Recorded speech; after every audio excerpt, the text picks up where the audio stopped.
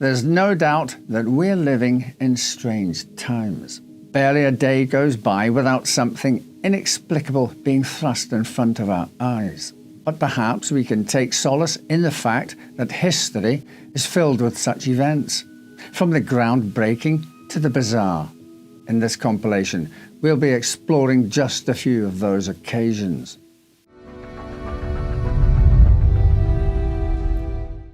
We begin with a story that shows that Monty Python films are more educational than you may think. Cinemagoers in 1975 who ventured in to see the first feature film produced by Monty Python's Flying Circus, entitled Monty Python and the Holy Grail, would have seen many intentionally ludicrous scenes. King Arthur and his Knights of the Round Table, for instance, didn't have any horses and instead rode around knocking coconut shells together to make it sound like they were galloping. Another sketch provides a take on the absurdity of the witch hunts in medieval times. What makes you think she is a witch? Well, she turned me into a newt. A newt? I got better. But amongst the most iconic scenes is surely that involving the killer rabbit of Caer-Banog, a fairly small white rabbit that kills 3 of the knights and injures several others, causing King Arthur to order his men to retreat in its wake. Only after calling upon the powers of the Holy Hand Grenade of Antioch are Arthur and his knights able to defeat the malevolent bunny rabbit.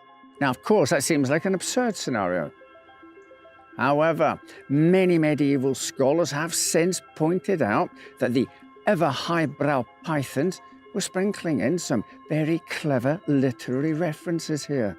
You see, the killer rabbit of Caer-Banog was based on a strange feature of numerous famous illuminated manuscripts of the late medieval era, ones which often portray killer rabbits vividly in the marginal illustrations. A good place to start when it comes to assessing these medieval killer rabbits is the Smithfield Decretals. The Smithfield Decretals is an illuminated manuscript held in the British Library in London. These types of manuscripts got their name from the fact that their pages were illuminated by decorating them with colourful illustrations of one type or another. At its most basic, this might involve making the first letter in the first word on the page a very large size and illustrating it ornately with different coloured inks. More often than not, an illuminated manuscript will also include colourful drawings in the margins or in specifically allocated sections of the pages. As a result, these manuscripts are one of the great art forms of medieval Europe. The Smithfield Decretals are one of many thousands of illuminated manuscripts extant today. What's especially peculiar about the appearance of drawings of killer rabbits in this manuscript is that the subject matter of the book was otherwise quite serious. The Smithfield Decretals are a copy of the Decretals of Pope Gregory XI. These were drawn up in the 1230s on the orders of Pope Gregory by St. Raymond of Penyafort, a Dominican cleric, and comprise an updated anthology of church or canon law. The Smithfield Decretals, a volume containing over 300 pages of Gregory's Decretals, were actually compiled by a cleric named John Betail in southern France in the early 14th century. The volume was taken to England not long afterwards and ended up at the religious priory of St. Bartholomew at Smithfield in London, thus acquiring the name. It was probably here that the illustrations were incorporated into the volume. Today, it is housed in the British Library in London. They ended up here in part because of the unique nature of the illustrations on the manuscript. Throughout these pages, lethal leopards parade around on their 2 hind legs, behaving like humans. In fact, they are often chasing and hunting human prey. In one scene, for instance, we see a figure desperately fleeing from a tall rabbit that stands, preparing to unleash an arrow from a bow. In another illustration, one is holding a man close to its chest, while a second rabbit sinisterly prepares to bludgeon him with a mace. Elsewhere, a man is being decapitated by a rabbit wielding a long sword, while in yet another scene, two bunnies are dragging a naked man who is tied up with some rope up a hill towards a gallows where they are clearly going to hang him. The scenes continue throughout the book. One even involves a man being held between two rabbits while a third sits before them as though it is a judge adjudicating on the man's fate. It's all quite jarring in its own way, not just because we're seeing scene after scene of killer rabbits running amok, but because there is such a strange contrast between the pictures and the actual text of the manuscript. A question quickly emerges. Why on earth are there images of horrible hares and raucous rabbits all over a manuscript primarily concerned with medieval canon or church law? Strangely enough, the images of the killer rabbits in the margins of the Smithfield Decretals are not that unusual. There are a more robust example of the form, but it was quite common for medieval illuminated manuscripts to be decorated in the margins and other blank spaces by bizarre scenes of animals, trees, humans, and nature. And maybe even Yoda, apparently. These satirical images are known as drolleries, on account of their often humorous or absurd nature. The word derives from the French term drôlerie, meaning a joke. Drolleries are small images of any kind which might be included in a manuscript in this way, sort of a medieval meme. Often they focused on the idea of the world being turned upside down or the natural order of things being inverted. So, the Smithfield Decretals are a classic example, one which shows a world in which killer rabbits have taken on the guise of the hunters, while humans have become the hunted. Animals were a common feature of such drolleries. For instance, in the Galston Psalter, another late medieval illuminated manuscript in the British Library, we see images of animals engaged in unusual activities. In another, known as the Macclesfield Psalter, which was produced right around the same time as the Smithfield Decretals in the 14th century, giant skates and other fish and mammals terrorise humans. Thus, there is no shortage of examples of drolleries in later medieval manuscripts, and the killer rabbits of the Smithfield Decretals fit within an established tradition of amusing marginalia that sits alongside much more sombre religious texts.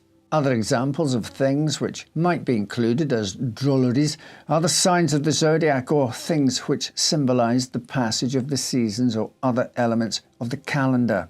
For instance, it is not uncommon to find pictures showing how medieval peasants lived around the vagaries of the annual harvest.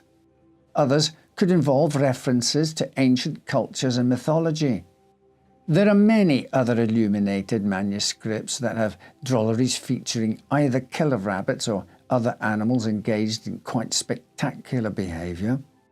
Perhaps the earliest example comes from the 1170s, a century and a half prior to when the Smithfield Decretals were produced.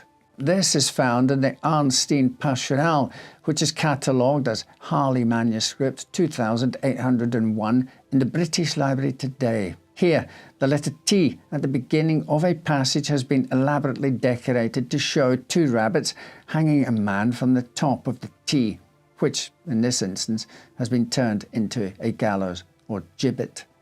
In another manuscript that was produced in France in the early 14th century, we see images where the world has truly been turned upside down. This is in the Breviary or liturgical book of Renaud de Bar. Here, the rabbits are depicted as knights jousting with one another, while some unfortunate humans have been turned into horses of a kind. One is depicted, for instance, as a half-man, half-snail figure with a rabbit astride his back, charging at another rabbit. There are hundreds of richly decorated, illuminated manuscripts from the period between the 11th and 15th centuries, which show animals of all shapes and sizes engaged in peculiar behaviour. A slightly less comedic but richly decorated example is the Aberdeen Bestiary, a volume produced around the year 1200 in Scotland, which King Henry VIII of England acquired over 3 centuries later. Here, animals of various kinds appear on nearly every page, some being mythical creatures like griffins or phoenixes. Trees and other aspects of nature are also presented in peculiar and ornate ways. What all of this points toward is a society that had a very different impression of nature.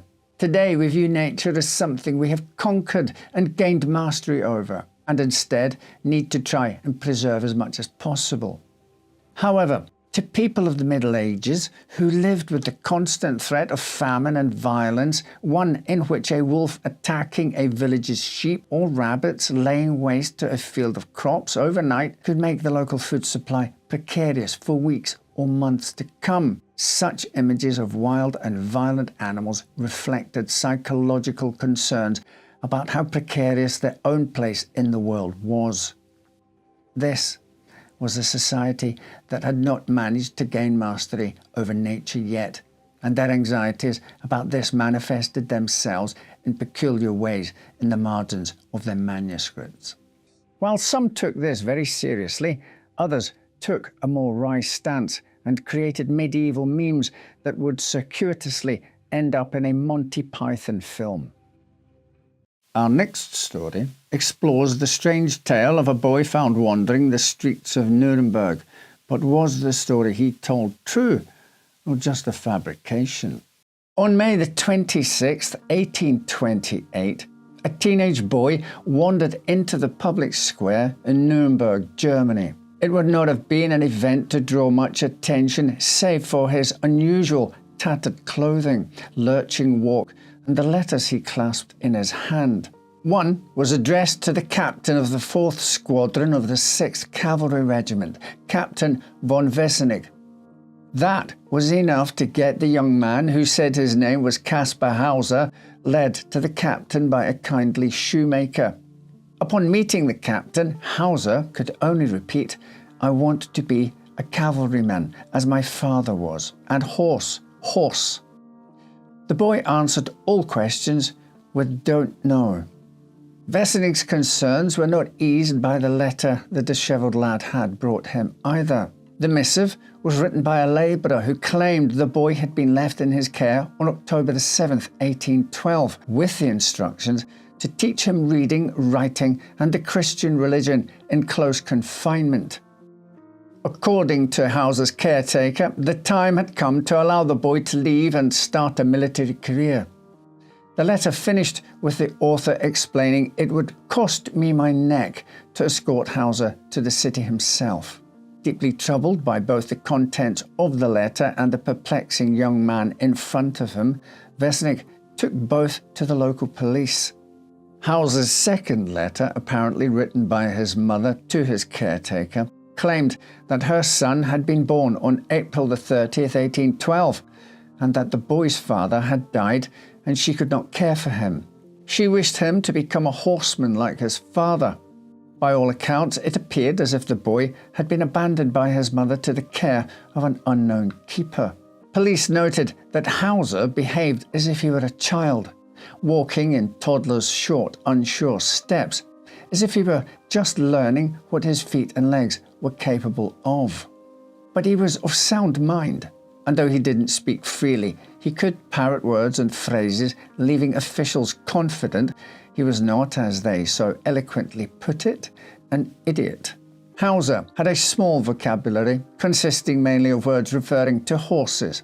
Though bruised from his journey to town, his feet were as soft as the palm of a hand, as though he had never before walked in shoes. Unsure what else to do, the police detained Hauser as a vagrant. For the next 2 months, the boy was visited by many who sought to unravel the mystery of his origins. The mayor claimed he was making progress, but few agreed. Caspar could not share anything but his name and refused all food and drink except bread and water. He appeared repulsed by meat and vegetables and ate wildly with no evidence of manners. When he was brought a lighted candle, he stared in amazement at the tiny flame before reaching to grab it and burning his hand. Similarly, he was bewildered by his reflection in a mirror, repeatedly trying to touch the figure in the glass. It seemed clear to the authorities that Hauser must have been feral for most of his life and had raised himself. Sure now that no parent would come forward to claim the strange child, he was made a ward of the city and taken into the custody of Friedrich Daumer, a schoolmaster, poet and philosopher who taught him how to read and write. Hauser also revealed a talent for drawing and sketching elaborate images. As his trust and mind expanded, he shared more about his life before appearing in Nuremberg. The boy claimed that for as long as he remembered, he had lived entirely alone in a darkened cell with only a straw bed and 3 carved wooden toys. Hauser said he awoke each morning to rye bread and water beside his bed, which sometimes tasted bitter and caused him to fall into a deep sleep. Following these slumbers, Caspar claimed he would discover his straw had been changed and his hair and nails cut. Shortly before his release, a man came to visit him, never revealing his face. The man taught him to write his name, walk, and say a few phrases. His tale of cruel solitary confinement gained international attention amid rumours that the boy was of royal heritage. Others claim he was a clever impostor seeking fame and fortune.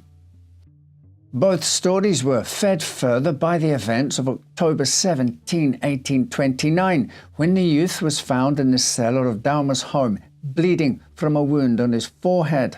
Hauser claimed he had been attacked in the privy by a hooded man who threatened him, "You still have to die ere you leave the city of Nuremberg." The voice, Hauser claimed, belonged to the man who had brought him to the outskirts of the city. Following the trail of blood, officials were able to ascertain that Hauser had at first fled to his room on the first floor, then gone downstairs and climbed through a trap door into the cellar. That he had not sought aid from his caretaker alarmed police, and they transferred him to the care of a municipal authority. Those who believed Hauser to be of noble blood claimed the attack as proof someone in power was seeking to keep him quiet. Those who thought the boy a clever impostor purported he had inflicted the wound upon himself, dumped the weapon in his room, and then hid in the cellar. Now living with a local authority, Caspar was still not free from strange injuries. On April the 3rd, 1830, a pistol shot sounded in the young man's room, and he was found bleeding from a wound on the right side of his head. Once recovered, he claimed that he had climbed up on a chair to get some books when the chair slipped beneath him. Trying to find a handhold, Hauser accidentally grabbed a pistol hanging on the wall, but some did not buy this story. The pistol accident happened shortly after an argument with his new caretaker, who accused the boy of lying. Eerily, this report matched one given by Daumer, who had also claimed to have charged Hauser of being untruthful with him just before he was attacked by the hooded stranger. But there were still plenty of interested parties who believed Hauser to be either a secret prince or, at worst, a traumatized young man who had been a victim of abuse his entire young life. One such supporter was Lord Stanhope, a British nobleman who gained custody of Hauser in 1831. Planning to take the boy with him upon his return to England. He was deeply invested in the boy's background and spent considerable time and money trying to prove his origins. He even took Hauser twice to Hungary after the young man seemed to remember some Hungarian words, and had once said he thought the Hungarian Countess Maitheny had been his mother, following a dream about being in the company of an elaborately dressed woman in an enormous castle. But the boy didn't recognize anything familiar on his trips to Hungary, and a complete failure of the expeditions left Stanhope unsure of his ward's legitimacy. Frustrated and feeling deceived, Stanhope sent Hauser to Ansbach under the care of a schoolmaster named Meyer. Though Stanhope continued to pay for Caspar's living expenses, he never returned for his charge and returned to England alone. Under Meyer's care, Hauser again met disapproval. The schoolmaster found the young man deceitful and untrustworthy and sent him to work as a copyist in a local law office. He began to grow depressed and despondent when he realized that Stanhope was not returning for him. He and Meyer quarreled about the topic, and several days later, Hauser burst into the schoolmaster's home with a deep wound in his left breast. He claimed he had been stabbed by a stranger who had lured him to a park. He attempted to lead Meyer to the spot, but collapsed along the way. Unlike his previous injuries, this one would prove fatal, with Hauser passing away amid incoherent babbling about writing and a purse. Local authorities found a purse and penciled note written in mirror writing at the spot the boy claimed to have been stabbed. But many were still unconvinced the fatal wound had been dealt by anyone other than Hauser himself. The note read, "Hauser will be able to tell you quite precisely how I look and from where I am. To save Hauser the effort, I want to tell you myself from where I come. I come from the Bavarian border, on the river. I will even tell you the name, M-L-O. It contained spelling and grammatical errors Hauser himself often made and was folded in a triangle, the same way Meyer claimed his ward was fond of. Caspar Hauser was buried in the city cemetery in Ansbach with a headstone that read, "Here lies Caspar Hauser, riddle of his time. His birth was unknown, his death mysterious, 1833. And though Caspar himself had been laid to rest, theories about him were not. A medical practitioner present at his autopsy reported abnormalities in the brain that some would later claim were indicative of epilepsy. Other forensic examiners claimed the wound could have easily been self-inflicted, which led to rumours that it was a possible bid to renew interest in his story or convince Stanhope to take him to England as promised.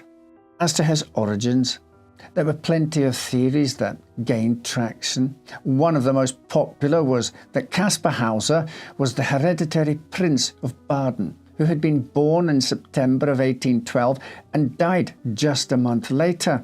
Supporters of the Baden theory claimed that the prince had been switched with another infant who died, while the actual prince emerged 16 years later in the form of Caspar Hauser. If that were true, Hauser's birth parents were Charles, Grand Duke of Baden, and Stephanie de Beauharnais, adopted daughter and cousin by marriage of Napoleon. Theorists proposed that the Countess of Hochberg kidnapped the infant prince in fear he could challenge the succession of her son, Leopold. Hauser's murder, they claimed, was an effort to suppress his true identity. This theory was refuted through official documents presented in the 1870s, including proof of the prince's emergency baptism, autopsy, burial, and letters from the Grand Duke's mother. She gave detailed accounts of being present throughout the entirety of the child's birth, illness, and death. The DNA analysis conducted in the late 1990s, yes, the theory persisted that long, finally proved once and for all bloodstains from Caspar's clothing did not match that of any living maternal relatives of Stephanie de Beauharnais. Caspar Hauser was not the Prince of Baden. Was he perhaps then a dedicated and clever swindler? Many think so. Supporters of this theory point to the evidence that the letters Hauser carried into Nuremberg and the mirror note found in the park where he was stabbed were all reported to match his own handwriting. Then there was the suspicious way in which Hauser continued to seem to fall victim to accidents and injuries immediately following arguments about the integrity of his story.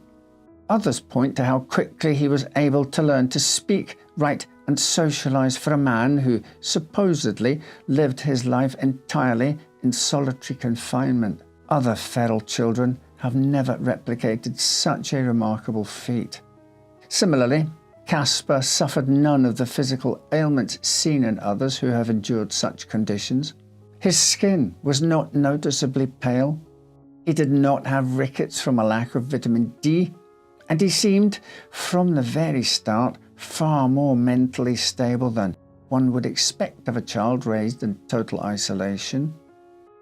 The mystery of Caspar Hauser inspired works from author Herman Melville, poet Paul Verlaine, playwright Peter Handke, and dozens of others.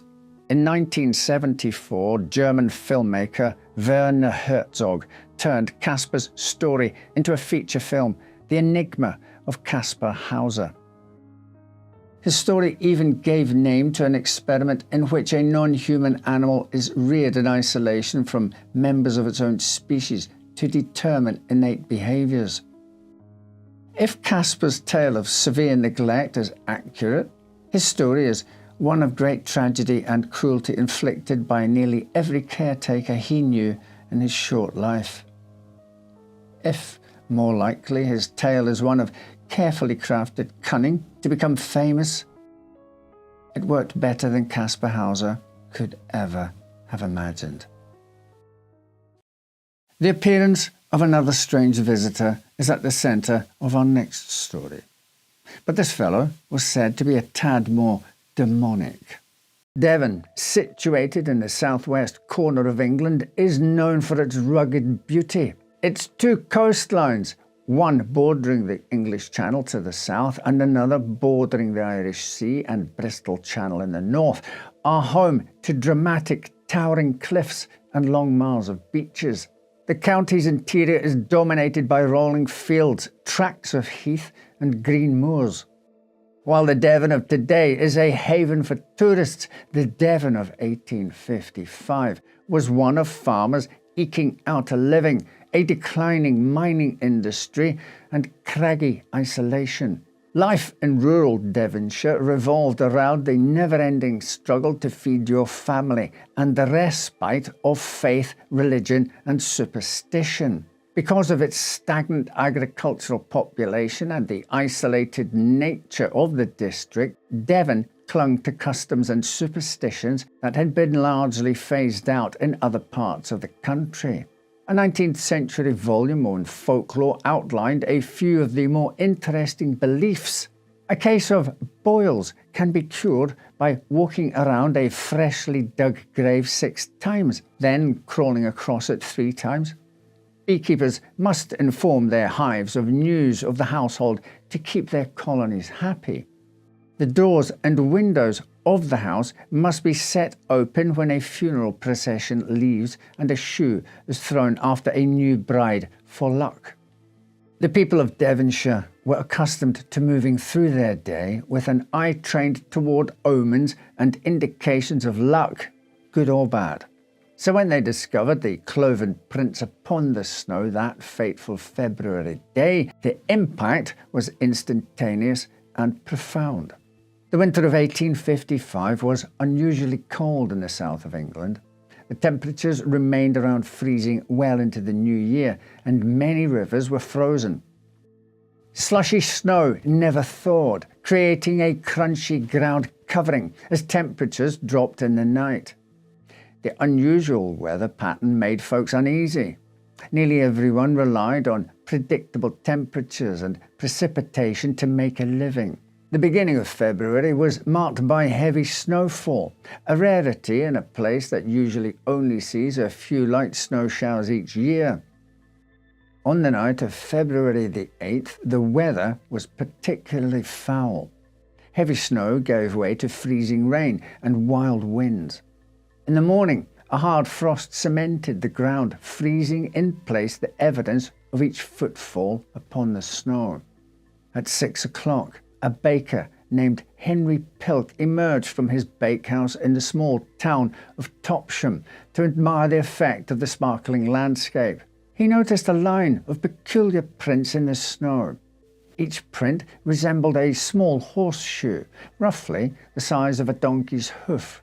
But unlike a donkey, pony, or other pack animal, the prints were not in the staggered gait of a four-footed beast.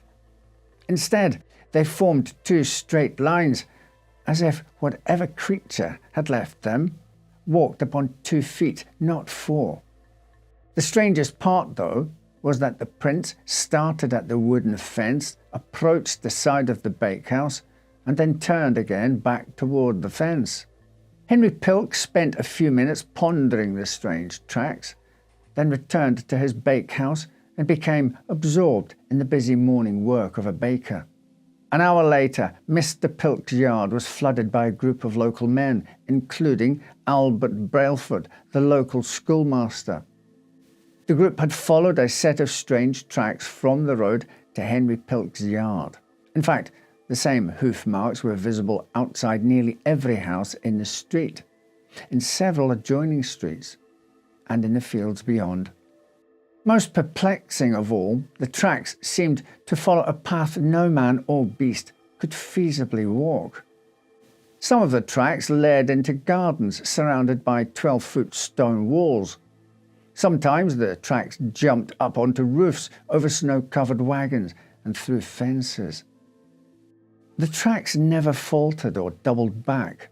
They simply continued on to the other side of the obstacle, as if whatever had left them had the ability to walk through walls and jump enormous distances.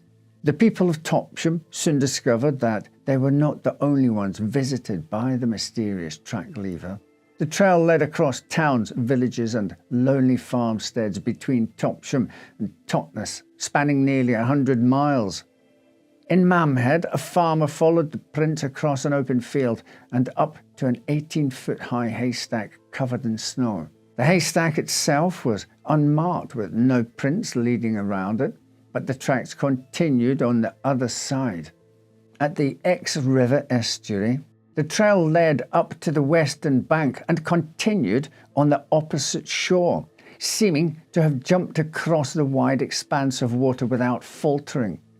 In Lympstone, every garden in the village had been visited, as though whatever had left the tracks had peered into the windows of each home. Each print measured about 3 to 4 inches long and about 2 inches across. The steps were smaller than an animal's gait, about 8 to 16 inches apart in a single file. The creature's legs appeared to be about 6 inches apart. By mid-afternoon, the women and children in Devon were locked snugly inside their homes.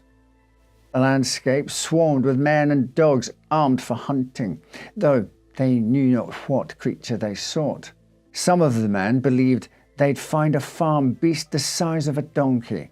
Others thought it was possible they were hunting the devil himself. For who else would walk upon 2 cloven feet and have the ability to jump onto roofs and walk through walls? The superstitious feared that Satan had visited the Devonshire countryside, marking out possible victims for future nefarious plans. But the prints had largely faded by evening, and the hunters were left bewildered.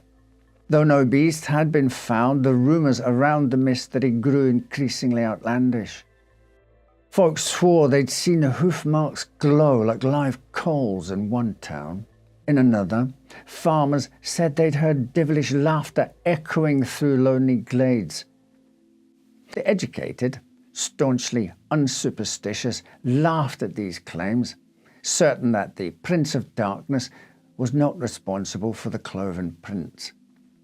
But they offered no alternative explanation, and a ghostly feeling of dread settled across the moors and glens of Devonshire. The Exeter and Plymouth Gazette published a letter from a Devon man outlining the strange incident. It read, in part, "The creature seems to have advanced to the doors of several houses and then to have retraced its steps. But no one is able to discern the starting or resting point of this mysterious visitor. Everyone is wondering, but no one is able to explain the mystery. The poor are full of superstition and consider it little short of a visit from old Satan or some of his imps. Truman's Exeter Flying Post published a piece on the footprints and called it an excitement worthy of the Dark Ages. The Illustrated London News included drawings of the tracks collected from several Devon residents, sparking months of suggestions from readers on what may have left the strange prints. Letters to the paper from zoologists and naturalists speculated that the prints had been made by the hind foot of a badger or a great bustard. Others suggested it may have been an errant otter or a high-hopping frog. One writer said the footmarks described by your Devon correspondent are made, in my opinion, by the poor, despised and insignificant rat. Another claimed the tracks were those of a unipede or uniped, a rarely sighted bird that had apparently been spotted by the Icelandic explorer Björn Eyjolfsson in Labrador in the year 1011. In his description, Björn states the bird had a single leg with a hoof-like foot, and instead of flying, it is said to have hopped long distances. But with no evidence remaining to be examined firsthand, the mysterious nighttime visitor remained unnamed. Many believed the marks could be the work of a mischievous prankster, perhaps wearing specially designed shoes to leave the perplexing prints. This suspicion was not without merit. The Victorian era was surprisingly rife with pranks. In 1839, the Baltimore Sun published a story about a prankster filling a pepper mill with gunpowder to surprise Sam, his unsuspecting cook. The prankster wrote, "Boiler blown up, scalding cat and 3 kittens, who jumped about, giving fine specimens of animal magnetism. Sam, with a live coal in his eye, dancing about, blind with rage, cleared the shelves of crockery with his toasting fork and, coming to anchor in a large block tin dish cover, sat down to swear. Never laughed so much in my life." In 1862, the Reading Times reported that a reader paid the town watchman to rap on his door and shout "fire." The reader's wife ran into the street naked. A group of women in New Orleans concocted a passionate love letter asking that the receiver meet the writer with a white rosette in his buttonhole under the post office clock. The next evening, 52 young men with white rosettes assembled under the clock at 8 p.m. Not all pranks were harmless, however. I think we covered that with that lunatic and the pepper mill. In 1883, a railroad engineer in Colorado nearly caused an accident when he braked suddenly to avoid hitting what he believed was a man on the railroad tracks. It turned out to be an April Fool's prank. In 1896, a man in Wichita, Kansas, disguised himself as a tramp to frighten his wife. The woman fainted and died an hour later. It seemed entirely possible that someone had taken advantage of a snowy night to lead their neighbours on a ceaseless hunt for an imaginary creature. At once, people were imagining what lengths the prankster had gone to in creating the trail of prints. Perhaps a wheel with hoofs affixed at 8-inch intervals that could be trundled along the ground. Or maybe a printmaker that fitted over the hoaxer's own shoes. But technical impossibilities stumped the theorists. A hoaxer would have only about 6 hours of darkness to execute the prank, which stretched for nearly 100 miles, meaning he'd need to be moving at a rate of over 16 miles per hour. And it still didn't explain how the tracks managed to jump walls and onto roofs. Plus, no one could think of a likely candidate for such a prank. Who would want to spend one of the coldest, wettest nights of the year trampling through the countryside, leaving tracks that might very well be gone before morning? Reverend Musgrave of Mamhead sent sketches of the marks to the British Museum, the Zoological Society and the director of Regent's Park Menagerie in London. Musgrave also wrote to the London Illustrated News about his personal theory for the tracks. He believed they belonged to a kangaroo, which had escaped from some circus or animal show travelling through Devon. But while a kangaroo does hop on two legs, it keeps its legs parallel, leaving a distinct double trail. Plus, there was no real similarity between the hoof prints in Devon and that of a kangaroo. Other preachers were less interested in possible animal theories. Many Devonshire clergymen used the prints to great effect in their sermons, hinting at ominous signs in our midst to encourage their parishioners to correct their immoralities. For weeks, locals who'd encountered the prints or even just heard of them in passing moved with fear. They avoided the areas where the prints had been spotted, calling them Devil's Walks. Farmers often armed themselves when they went into their fields, and people began scanning the ground carefully each morning on alert for new tracks. But there was no recurrence of these strange hoof marks, and with time, the story of the Devil's footprints became more folklore than fact. But it remains a compelling mystery that inspires new theories even today. One popular theory is that the tracks were left by an experimental balloon released by mistake from Devonport dockyard. The balloon left the tracks by trailing two shackles on the end of its mooring ropes. This theory came from author Geoffrey Household, who claimed his source was a local man named Major Carter, whose grandfather worked at Devonport at the time.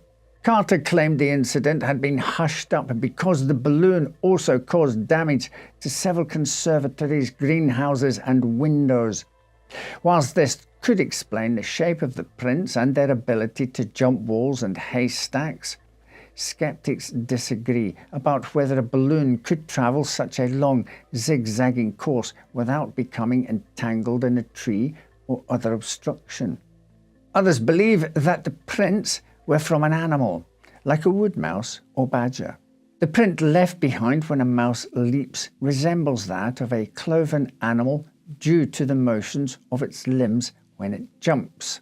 In July 1855, Professor Owen argued that a badger could be responsible since it was the only plantigrade quadruped we have in this island and leaves a footprint larger than would be supposed from its size.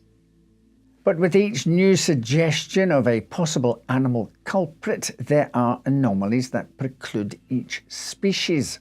Whether it is that the hoof prints do not match the animal's tread, or that the animal must have been bipedal or cannot fly. However, the wind and rain on the night the prints were left may have disfigured the footprints' original formations. Perhaps the most likely culprit is the human imagination. In his paper, The Devil's Hoof Marks, researcher Mike Dash concluded that the prints were likely the combination of several different factors. Some of the tracks were likely hoaxes made after news of the original tracks began to spread. Others were made by donkeys and ponies or by birds and wood mice. Each of these sets of tracks were unremarkable and only slightly similar, but when linked together over 100 miles, they became the work of a single unknown beast. The lack of contemporary evidence and witness accounts means we will likely never know the true source of the Devil's footprints. Some people are sure it was a balloon. Others believe it was a case of mass hysteria. Some have even attributed the prints to cryptids and, of course, aliens. Some, however, still believe that the devil walked through Devonshire on that snowy night in 1855. A strange occurrence indeed, and I'm sure it would have made a great addition to the tales collected by the fellows in our next story. Today, the Grimm brothers have almost become a folk tale themselves.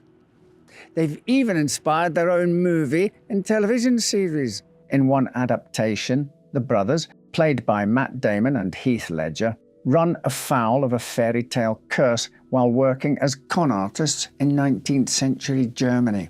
In another, the Grimm fairy tales are true stories recorded by the brothers to help their descendants defeat supernatural entities. The most commonly held belief about the brothers Grimm was that they spent their lives travelling throughout Europe to collect and record these tales. But even that account of the brothers isn't really accurate. So who were the brothers Grimm? They weren't adventurers or demon hunters. They weren't even really authors. They were surprisingly academic librarians. Jakob and Wilhelm Grimm were born in 1785 and 1786 in Hanau, Germany. They spent their childhood in the countryside town of Stinau, where their family enjoyed prosperity and prominence. The brothers were privately educated by tutors at the family's large home until their father died unexpectedly in 1796. The burden of providing for their mother and their siblings drew the two elder brothers together, becoming inseparable for most of their lives. Jakob and Wilhelm studied law at the University of Marburg, but while there, they developed an interest in philology, the study of language in oral and written historical sources. Both brothers eventually became librarians at the Hessian State Library in Kassel. At their peers' urging, the brothers began collecting German folk tales and poetry. This work was of personal interest to Jakob and Wilhelm, who were seeking data on the German language for their linguistic studies, but it also held a political interest. Germany was divided into 30 states at the time, each with its own ruler and laws. The brothers felt this created a disjointed Germany and a decentralized national identity. But they also had no interest in a Germany united under a foreign emperor. Instead, the brothers desired a strong shared German national identity to stand up against outside forces. They believed that one way they could help create that national identity was through folklore. In 1812, the brothers published their first volume of 86 folk tales called Kinder- und Hausmärchen, or Children's and Household Tales. The title of the book was the brothers' way of warning people that not every story contained within the book was aimed at children. Many were indeed for the adults or household. The book was a success, and the two brothers spent the rest of their lives continually adding tales, even when their political leanings left them unemployed and dependent on friends. By the time Jakob died in 1859, their collection was in its 7th edition and had grown to over 200 stories and included illustrations. As I said, there is a common belief that the two brothers traversed across Germany and in some cases all of Europe to collect their fairy tales for their collection. But the truth is, the Grimms collected their stories mostly from friends and casual acquaintances within their own social circles.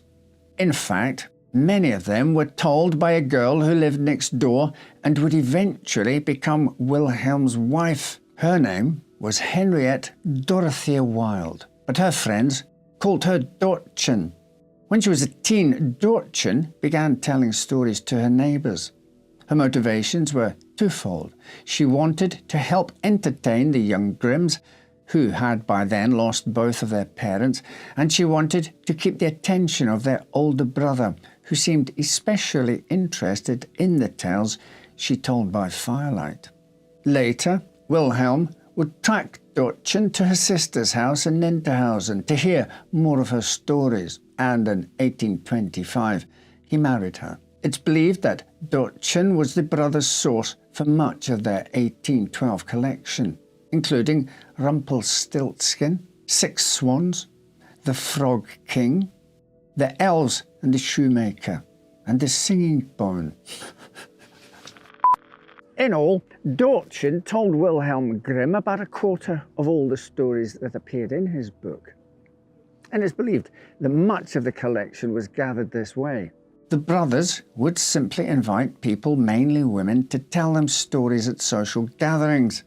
Jakob and Wilhelm then edited the tales, adding dialogue and details that fit the linguistic aesthetic they hoped to achieve. It's likely that as the brothers became more widely known and respected, the sources for their stories became more varied. But it's primarily Dortchen we have to thank for their enduring legacy. Regardless of where the Grimms collected their tales, their life's work cemented these stories' place in culture and history. Unfortunately, not every chapter of that history is admirable. When Adolf Hitler's Nazi Party came to power in Germany, they too strove to shape German nationalism, though in a detestable way. The Nazis used many of Grimm's tales as propaganda to promote their anti-Semitic beliefs. Figures like Little Red Riding Hood and Cinderella were used as symbols of Aryan purity, whilst villains like the Big Bad Wolf were used to portray those who they felt threatened Germany, mainly Jewish people. There were plenty of anti-Semitic tropes ripe for Nazi usage in Grimm's tales, such as witches with stereotypical hooked noses and cannibalistic tendencies, often falsely attributed to Jewish populations throughout much of history. Some Grimm's stories read like Nazi propaganda long before Hitler's editors and illustrators got a hold of them. In the story, The Jew in the Brambles, the protagonist tortures a Jewish man by forcing him to dance in a thicket of thorns and hurling insults like "dirty dog." The torment only stops when the Jewish man offers up his own money, and later a judge decides a Jewish person would never voluntarily give away money. The man is named a thief and is hanged. The effectiveness of using classic Grimm tales to propagandize German children was so great that many schools in Allied countries banned the fairy tales following World War II. Today, the stories have been reimagined in new contexts that distance the classic characters from their sordid past. But Nazi propaganda isn't the only skeleton in the Grimm's proverbial closet. In fact, many of the original fairy tales were so dark, it's hard to imagine reading them to a child. Cinderella is perhaps the most famous fairy tale in history, not just the Brothers Grimm version. The tale's origins can be traced back to a Chinese story from the 9th century called Ye Shen. In it, a beautiful and bright child was raised by a stepmother who was jealous of Ye Shen's beauty, for her own daughter was not pretty. When the evil stepmother discovered Ye Shen had made friends with a fish, she captured the creature and cooked it for dinner.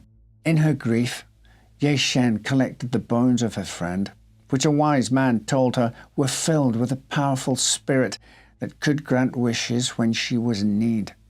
After her stepmother forbade her from attending the spring festival, where young women often meet their future husbands, Ye Shen's fish bones granted her a beautiful dress and golden slippers.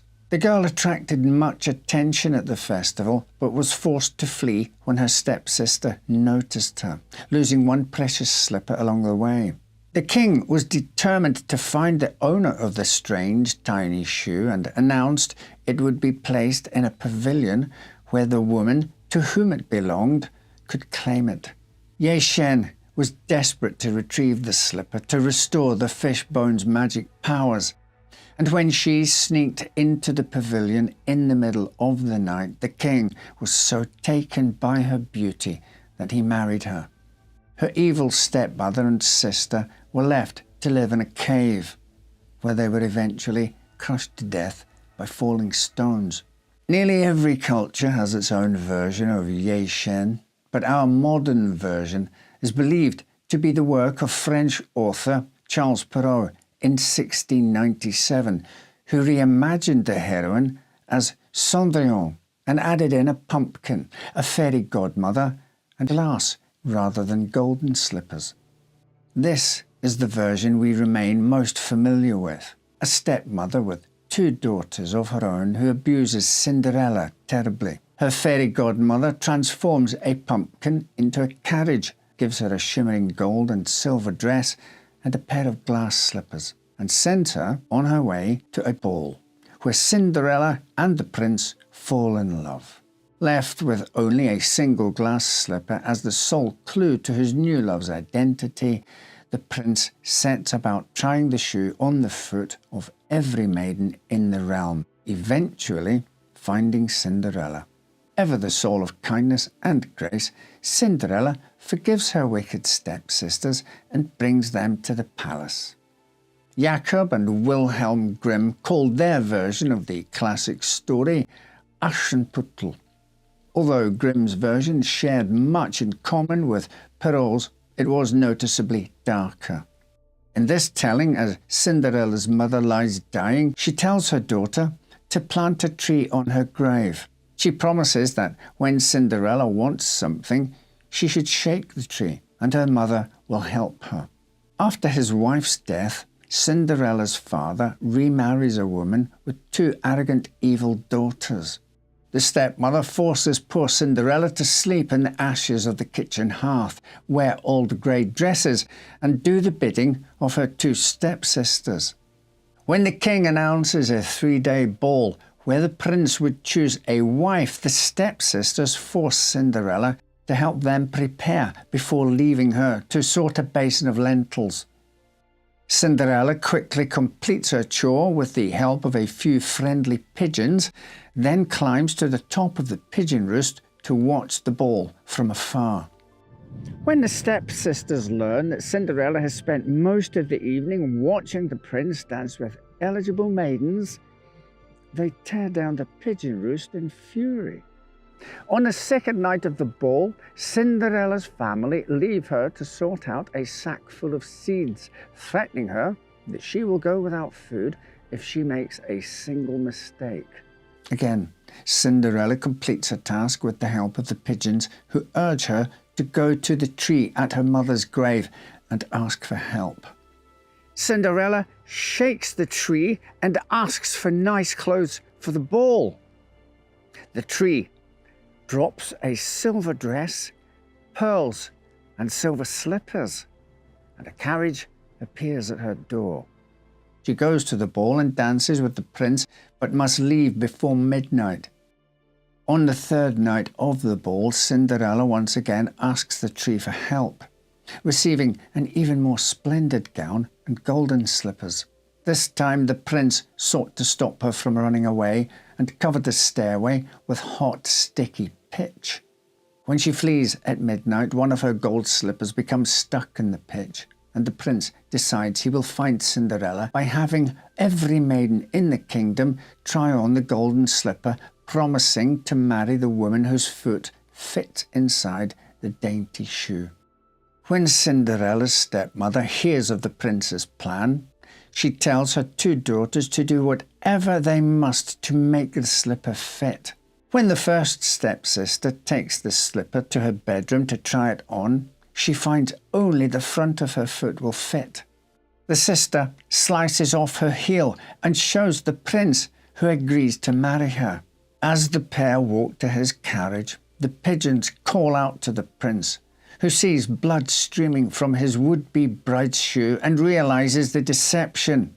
The second stepsister then tries the trick for herself, slicing off her toes so her foot will fit in the tiny slipper, but again the pigeons tell the prince of the deceit. Finally, the prince insists that Cinderella be called from the kitchen to try the slipper, which fits perfectly. The couple rides away to wed, leaving the crippled sisters and furious stepmother behind. The brothers Grimm updated their Aschenputtel several times as they continued to publish new versions of the collection of fairy tales, but Cinderella's story only got darker. In their final version, the brothers make the father a prominent character, well aware of the abuse that his daughter suffers, but unwilling to stop it. When the prince asks if any more daughters are in the house, the father says, "There is only a deformed little Cinderella from my first wife, but she cannot possibly be the bride." Perhaps a more satisfying update to the tale is the punishment of the evil stepsisters. When the two attend Cinderella and the prince's wedding, the pigeons peck out their eyes, leaving them blind in retaliation for their wickedness and lies. The story of Cinderella has been told and retold many hundreds of times since the Grimms popularised it, with the most beloved adaptations tweaking the plot to make it more palatable. Less blood in the shoes, more animal friends, that sort of thing. With minor edits, the story of Cinderella is no longer the stuff of childhood nightmares. But not all Grimm fairy tales are so easily reworked into heartwarming stories. The classic story of Hansel and Gretel is still haunting in its more modern telling, lending itself more successfully to the horror genre than children's picture books. Unlike Cinderella, few changes were made to the later publications of Hansel and Gretel by the Grimms. The story remains essentially the same. A woodcutter and his family are suffering through a great famine. The wife convinces the woodcutter to abandon his two children in the woods to save herself and her husband. Hansel and Gretel overhear this plot, and Hansel fills his jacket pockets with white pebbles. The next day, the woodcutter and his wife lead the children deep into the wood and tell them to sleep beside a fire while they cut wood. The children awaken and discover they are alone. But thanks to Hansel secretly dropping pebbles on their way into the woods, they can follow the trail home. Again, Hansel and Gretel hear the parents plotting to leave them even deeper in the woods. But Hansel is unable to gather pebbles and instead uses breadcrumbs to create a trail as they are led deep into the forest. But when they try to follow the trail home, the children discover birds have eaten the crumbs. They wander the forest for days until they come across a little house made from bread, with a roof made of cake and windows of clear sugar. Whilst eating pieces of the house, a very old woman appears, inviting them inside, promising to keep them safe. But the old woman is really a witch, and poor old Hansel soon finds himself trapped in a cage being fattened up for the witch to eat. And Gretel is forced to haul water, build fires, and eat nothing but crayfish shells. Hansel fools the witch, who cannot see well, by sticking a chicken bone through the bars of his cage each morning when the witch checks to see if he's fattened up enough to cook. Eventually, the witch grows impatient and decides to eat Hansel, skinny or not. For good measure, she plans to trick Gretel into climbing into the oven to check the temperature, then trap her inside and cook her too. But Gretel realises the witch's plan and asks the old woman to show her how to climb inside. When she does, Gretel pushes her in, slams the door, and the witch burns up. The children find chests full of pearls and precious stones inside the witch's house and fill their pockets with the treasures before finding their way back to the father's house. Hansel and Gretel's father is overjoyed his children are well and tells them that his wife has died while they were away. With the riches they took from the witch's bread house, the trio can live happily ever after. While the house made of bread and cake was purely imaginary, the circumstances that led to Hansel and Gretel being abandoned in the forest were chillingly very real. Families often went hungry in medieval Europe, but this fairy tale was likely inspired by the Great Famine of 1315. Across much of the continent, it rained nearly constantly throughout most of the summer and autumn of 1314, and then through most of the next 2 years. Crops rotted, harvests yielded nothing, and livestock drowned or starved. As supply dwindled, food prices soared. It was reported that even the King of England had difficulty procuring bread, since grain had to be dried before it could be used to bake. By the winter of 1315-1316, many peasants had resorted to eating the seed grain they had stored for planting in the spring. In some areas, people were forced to kill their dogs and horses for meat. There were even rumours of cannibalism. Starving and terrified, many resorted to unthinkable lengths to feed themselves and their families. They begged, stole, and even murdered for scraps of food. Many of the elderly voluntarily starved themselves so that the younger generations of their families could survive. However, there were many reports of infants and younger children being killed or abandoned to save their parents the heartache of watching them starve to death, or, like Hansel and Gretel's mother, to ensure they had enough food for themselves.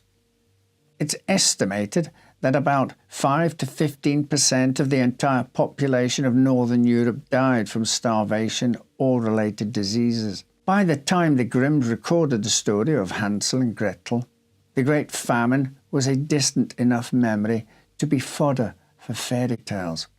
But there was a time when being left to starve in the forest only to stumble across a woman who wanted to eat you was perhaps more of a cautionary tale than a fantasy. With so much of Disney's success built on the foundations of Grimm's fairy tales, it's unsurprising that the company's first ever full-length animated film was a retelling of a Grimm classic, Little Snow White. The Disney version has plenty of darkness, with a wicked queen bent on killing her stepdaughter, a poisoned apple, and a terrifying talking mirror that calls to mind the classic Bloody Mary sleepover game of trying to summon a ghost in a dark bathroom. However, the Grimm version is even darker, starting with the little included in the title of their tale. In its original version, Snow White is not a young woman or even a teenager. She's 7 years old when her stepmother learns from her magic mirror that Snow is the fairest maiden in the kingdom. Overcome with envy, the evil queen summons a huntsman to take the child into the forest and kill her, asking him to bring back Snow's lungs and liver to prove she is dead. Just as the huntsman is about to stab her heart, Snow White convinces him to let her run away into the forest instead. Certain that wild animals would soon kill her anyway, the huntsman lets her go and brings the queen the lungs and liver of a young boar instead. The queen orders the cook to boil them with salt and settles into a meal of what she believes are the organs of her small stepdaughter. Meanwhile, Snow White finds her way to the home of 7 dwarves who agree to let her stay if she will keep the house, cook, make beds, wash, set and knit for them. When the queen asks her magic mirror again, "Mirror, mirror on the wall, who in this land is fairest of all?" she is shocked that Snow White is still alive and 1,000 times fairer than she is. The queen disguises herself as an old peddler woman and goes to the home of the 7 dwarfs, where she convinces Snow to try out the lace bodice braided from coloured silk. The queen laces Snow's bodice so tightly the child drops dead, or so the queen thinks. The dwarves save Snow, and again the queen learns from the mirror that her stepdaughter is still alive. Again, she disguises herself as a peddler, tricking Snow into buying a poisoned comb. The dwarves save Snow White for a second time, but when the queen returns with a poisoned apple, they are unable to revive Snow again. The dwarves cried over Snow White's body for 3 days, but still she had rosy cheeks and appeared too alive to bury. Instead, they built a transparent glass coffin for Snow White and placed her on a mountainside, where she lay for a long, long time, never decaying. Eventually, a prince found the coffin and fell so in love with the dead girl that he begged the dwarfs to let him take her home. The prince refused to be parted from Snow and forced his servants to carry the coffin alongside him wherever he went. One day, a servant became so angry about hefting the glass coffin to and fro that he opened the case and hit Snow White. The blow dislodged the piece of the poisoned apple from her throat, and Snow White woke up. The overjoyed prince told her she would become his wife the next day. The evil queen dressed for the wedding, unaware that the queen-to-be was her stepdaughter, Snow White. Her magic mirror told her the young queen was the fairest of all, and the wicked woman could not stop herself from seeing who the beautiful new interloper was. After the queen discovered it was Snow White, she was presented with a pair of iron shoes heated over burning coals. The evil queen was forced to step into the red-hot shoes and dance until she fell dead.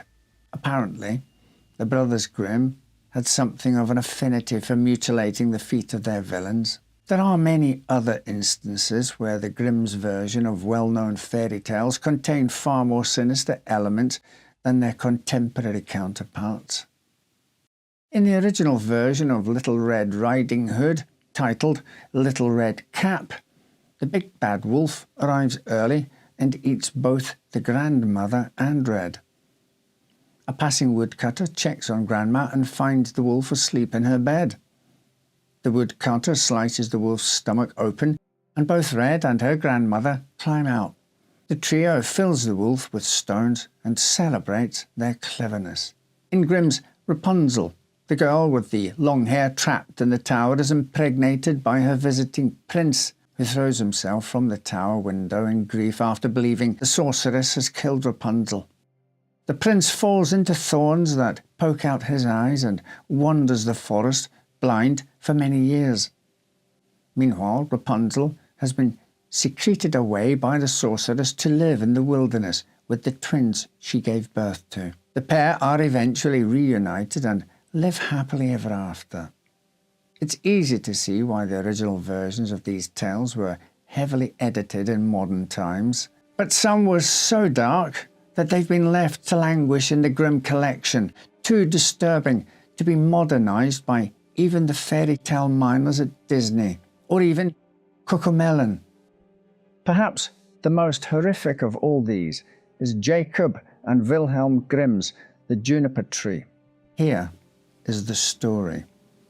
A wealthy man and his beautiful, pious wife wished desperately for a child, but remained alone despite praying day and night. One day, the wife stood in front of their house eating an apple beside a juniper tree. While peeling the apple, she cut her finger and the blood fell into the snow. The woman looked at the blood and said, "If only I had a child as red as blood and as white as snow." Her wish was granted, and she became pregnant but grew very sick. She made her husband promise to bury her beneath the juniper tree. And when her son, red as blood and white as snow, was born, the woman was so happy she died. Her husband buried her beneath the tree, and though he grieved her greatly, he eventually remarried. The rich man and his second wife had a daughter together, and the wife began to resent the little boy who would inherit his father's wealth instead of her daughter. She took her anger out on the child, abusing him so terribly that the snow-white boy was terrified every moment he was at home. One day, the woman's little daughter, Marlene, asked her mother if she might have a beautiful ripe apple from a chest with a large heavy lid and sharp iron lock. The woman gladly gave her child the sweet fruit, but became filled with rage when Marlene asked if her brother might have one too when he returned from school. When the boy returned, the woman told him to take an apple from the chest, and as he bent over the fruit, the woman slammed down the heavy lid of the chest, slicing the boy's head off. The woman knew she had to hide what she'd done, so she set the boy in a chair by the door, tied his head back to his neck with a white scarf, and placed an apple in his hand. When Marlene saw her brother, she asked him for the apple, but he did not respond. Marlene told her mother about the boy. sitting so still and white and not answering her. And the woman told her daughter to ask again, and if he would not answer, to box his ears. So Marlene returned to her brother and asked again if she might have the apple he had held. When he did not answer, Marlene hit his ear, and his head fell off. The terrified Marlene ran to her mother and confessed through her tears that she had knocked her brother's head off. The woman said they could not let anyone know that Marlene had killed her brother, and took the little boy, chopped him into pieces, put him into a pot, and cooked him into a stew. When the father came home, the woman told him the boy had gone across the country to his mother's great uncle, where he would stay for a while.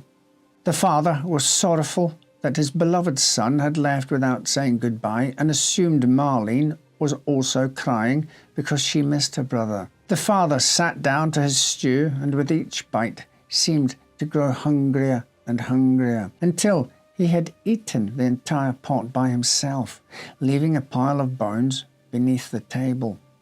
Marlene gathered the bones in a silk scarf and placed them beneath the juniper tree, which began to move. A mist rose from the tree, a fire at its centre, and a beautiful bird flew from the flames.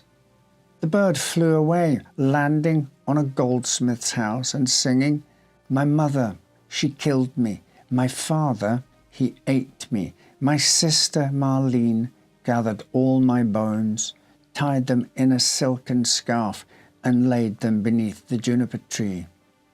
Tweet, tweet, what a beautiful bird I am." The goldsmith was so enchanted with the bird's song that he gave it a golden chain. The bird then sang its song to a shoemaker, who gave it a pair of red shoes. And finally, the bird went to a mill, where it was given a millstone for its song. Then the bird flew to his father's house. He held the gold chain in his right claw, and in his left was the red shoes. Around his neck was the millstone. The bird settled in the juniper tree and sang its song. The father and Marlene found the music beautiful, but the woman heard only a roaring in her ears and fire in her veins. The father went out to see the bird, who dropped the golden chain around his neck. Marlene went out next, and the bird threw the red shoes down to her. The woman felt the world was ending and decided to go out too, to see if the bird would make her feel better. But as she walked outside, the bird threw the millstone at her head, and she fell down dead.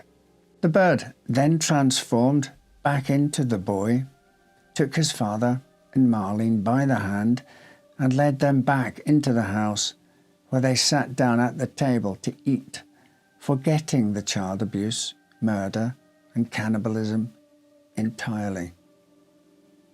The evolution of Grimm's fairy tales from their original dark and often gruesome narratives to the sanitized versions we know today reflects societal changes in values, norms, and the purpose of storytelling. Many of these stories were initially intended as cautionary tales that mirrored the harsh realities of early 19th century life, and their evolution into the more romanticized fairy tales we know today has allowed them to remain relevant for centuries. And though we would not share these dark versions with children now, revisiting them in their most sinister form is still endlessly entertaining. Stories and their characters can be a powerful tool. For instance, Captain Ludd, though he wasn't an actual person, helped lead an uprising. On the night of the 9th of June 1817, an act of disorder and violence occurred in rural Derbyshire in the East Midlands of England. That evening, hundreds of people gathered in the small village of South Wingfield. Some had improvised weapons, scythes and other farming tools. Others had pikes and even guns.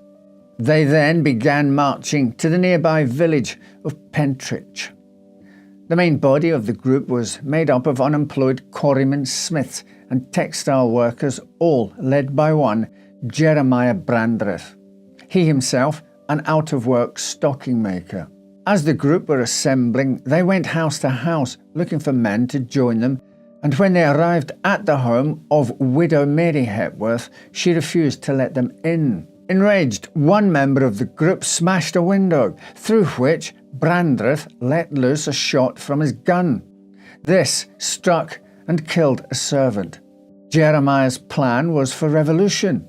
He envisaged his motley crew attacking local barracks, overthrowing the government, wiping out national debt, and ending poverty forever. However, this wasn't to be. News quickly spread of the unrest, and early on the 10th of June, the 15th Regiment of Light Dragoons intervened to break up the mob and arrest dozens of those involved. Trials were soon held, and several individuals were shipped off to the British penal colonies in Australia. Brandreth and two others who led what have become known as the Pentridge Riots became the last three people to ever be executed in Britain by being beheaded with an axe. This was one of the most infamous incidents in the history of what was known as the Luddite movement, a social protest movement which emerged in Britain in the late 18th century in response to the advent of industrialization. But who were the Luddites, and how did their actions result in bloodshed at Pentridge in 1817? The Luddites emerged as a result of revolutionary changes in the socio-economic life of England that began in the middle of the 18th century. From as early as 1600, a number of innovations were occurring in Britain in terms of creating greater efficiencies in industrial activity. The number of mines and ironworks, for instance, expanded, while in 1712 Thomas Newcomen invented the first atmospheric steam engine that could use steam created from burning wood or coal to produce mechanical energy. As the 1700s progressed, several individuals in England realised that they could increase their profits from the refining of cotton and wool into textiles if they set up large buildings dedicated to textile manufacturing. They called these new buildings factories. Before long, the steam engines were being used to power new giant weaving machines that both increased production and reduced the need for expensive human labour. Thus began the first industrial revolution. Though industrialization would soon stretch into all sectors of developed economies, early on it was primarily concerned with coal mining, metalwork and textile production. But not everyone was delighted at these new developments. As early as the 1770s, there was already growing discontent concerning the manner in which industrialization would deprive people of work they and their families had relied on for generations for their livelihoods. Soon this murmuring would coalesce into a movement. The origins of the Luddites have taken on an almost mythical nature. It is believed that Ned Ludd was their founder, and it was from his name that they derived their moniker. According to Luddite law, Ludd was an apprentice stockinger, the name for a person who produced finished textiles using a stocking frame, a kind of knitting frame which was used to speed up the knitting process by introducing a mechanical element to it. The irony is that the stocking frame was itself not such an old device, having been invented in the late 16th century, so stockingers had not so long ago replaced those who sewed by hand in many parts of England. Ludd was perturbed in the late 1770s when his employer began introducing new and more advanced textile machines to his workshop, such as the spinning jenny, a multi-spindle frame device that had been invented in the mid-1760s and which was a cornerstone of the advent of the first industrial revolution. The spinning jenny was far more efficient than previous devices and would soon see a single stockinger able to carry out the work of 3 or 4 people. Ludd apparently was unhappy with the introduction of such machines and seemed unwilling to learn how to use one. It's said that his master was advised that a little whipping was required to make him conform.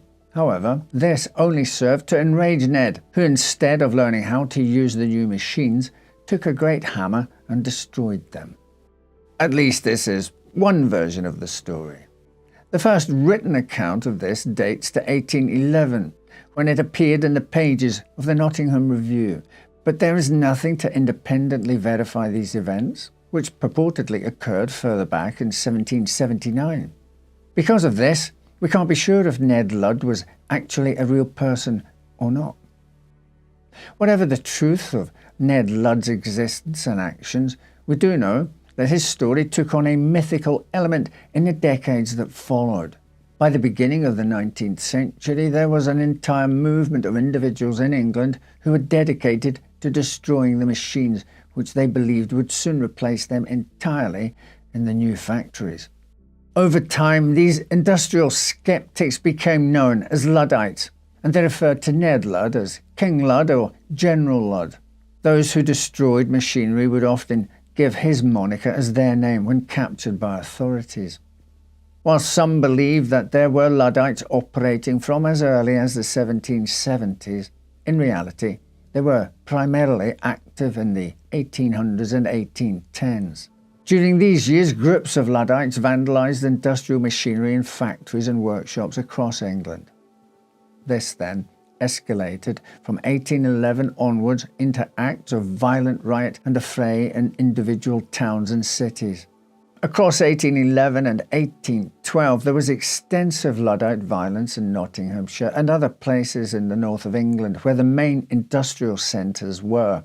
Before long, the group had become highly organised, with local associations meeting at night to plan their activities and engage in quasi-military drills.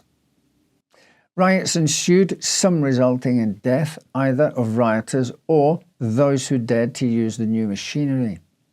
On a more subtle level, the workers simply sabotaged machines in the factories they worked in clandestinely. Thus, in the early 1810s, the Luddites became a growing movement and a worrying one for the British government. There were major underlying reasons for this. Since 1792, Britain had been almost constantly at war since the British, Prussians and Austrians intervened in France in an effort to crush the French Revolution as it became more and more radical. In 1803, the French Revolutionary Wars had morphed into the Napoleonic Wars after the rise to power of Napoleon Bonaparte as first consul and then emperor of the French. By 1807, with the signing of the Treaty of Tilsit, Napoleon had conquered or brought on side the vast majority of continental Europe, with only Russia and Britain unvanquished. Bonaparte had then introduced an economic boycott of Britain called the Continental System, which required all of Europe to refuse to trade with the British. The Continental System and over 2 decades of nigh-on continuous warfare had impacted greatly on the British economy, and the kinds of ordinary workers who joined the Luddites in the early 1810s were worst hit by the French blockade. In an age before people knew how economic cycles worked, industrial workers had blamed the machines in their factories when people were let go owing to wider economic concerns, worried that they would be next. This only served to fuel the fire of the Luddite movement.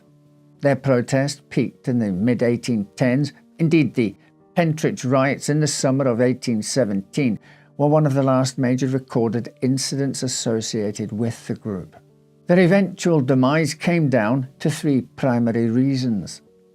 Firstly, there was the British government's response to the lawlessness and violence that were a growing aspect of the riot. As early as 1812, the Destruction of Stocking Frames Act was passed by Parliament, one which aimed to increase the legal penalty for sabotaging or vandalising industrial machinery associated with the textile industry. In early 1813, a mass trial in the city of York saw many Luddites convicted for crimes of this nature, emphasising the government's determination to crack down on the unrest. Secondly, the broader economic conditions which led to the unrest improved. The Napoleonic Wars had come to an end in the summer of 1815 with the final defeat of Napoleon at the Battle of Waterloo. After a period of economic recovery, trade boomed again in the later parts of the decade and into the 1820s. The shift towards ever greater amounts of free trade between countries like Britain and France in the mid-19th century, along with the spread of the Industrial Revolution to places like Germany, Belgium and the Dutch Republic, soon saw living standards improving all over Europe. This led to a decline in a kind of disenchantment which led to the Luddite movement in the first place. Thirdly, and finally, generational change simply took effect.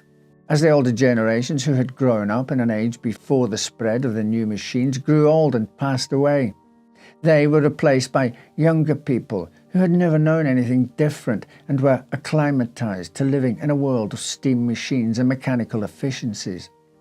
Moreover, they soon learned that new jobs, building factories, working in the ever-growing numbers of coal mines or laying down railway tracks from the late 1820s onwards would replace the old jobs that were lost.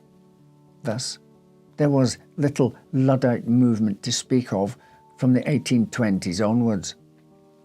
However, the movement left behind an indelible mark on our historical imaginations. The term Luddite is still used to describe someone who refuses to accept social or technological change. In the years ahead, as artificial intelligence begins to enter more widespread use in the economy, there will probably be more frequent reference to the Luddite movement in public discourse.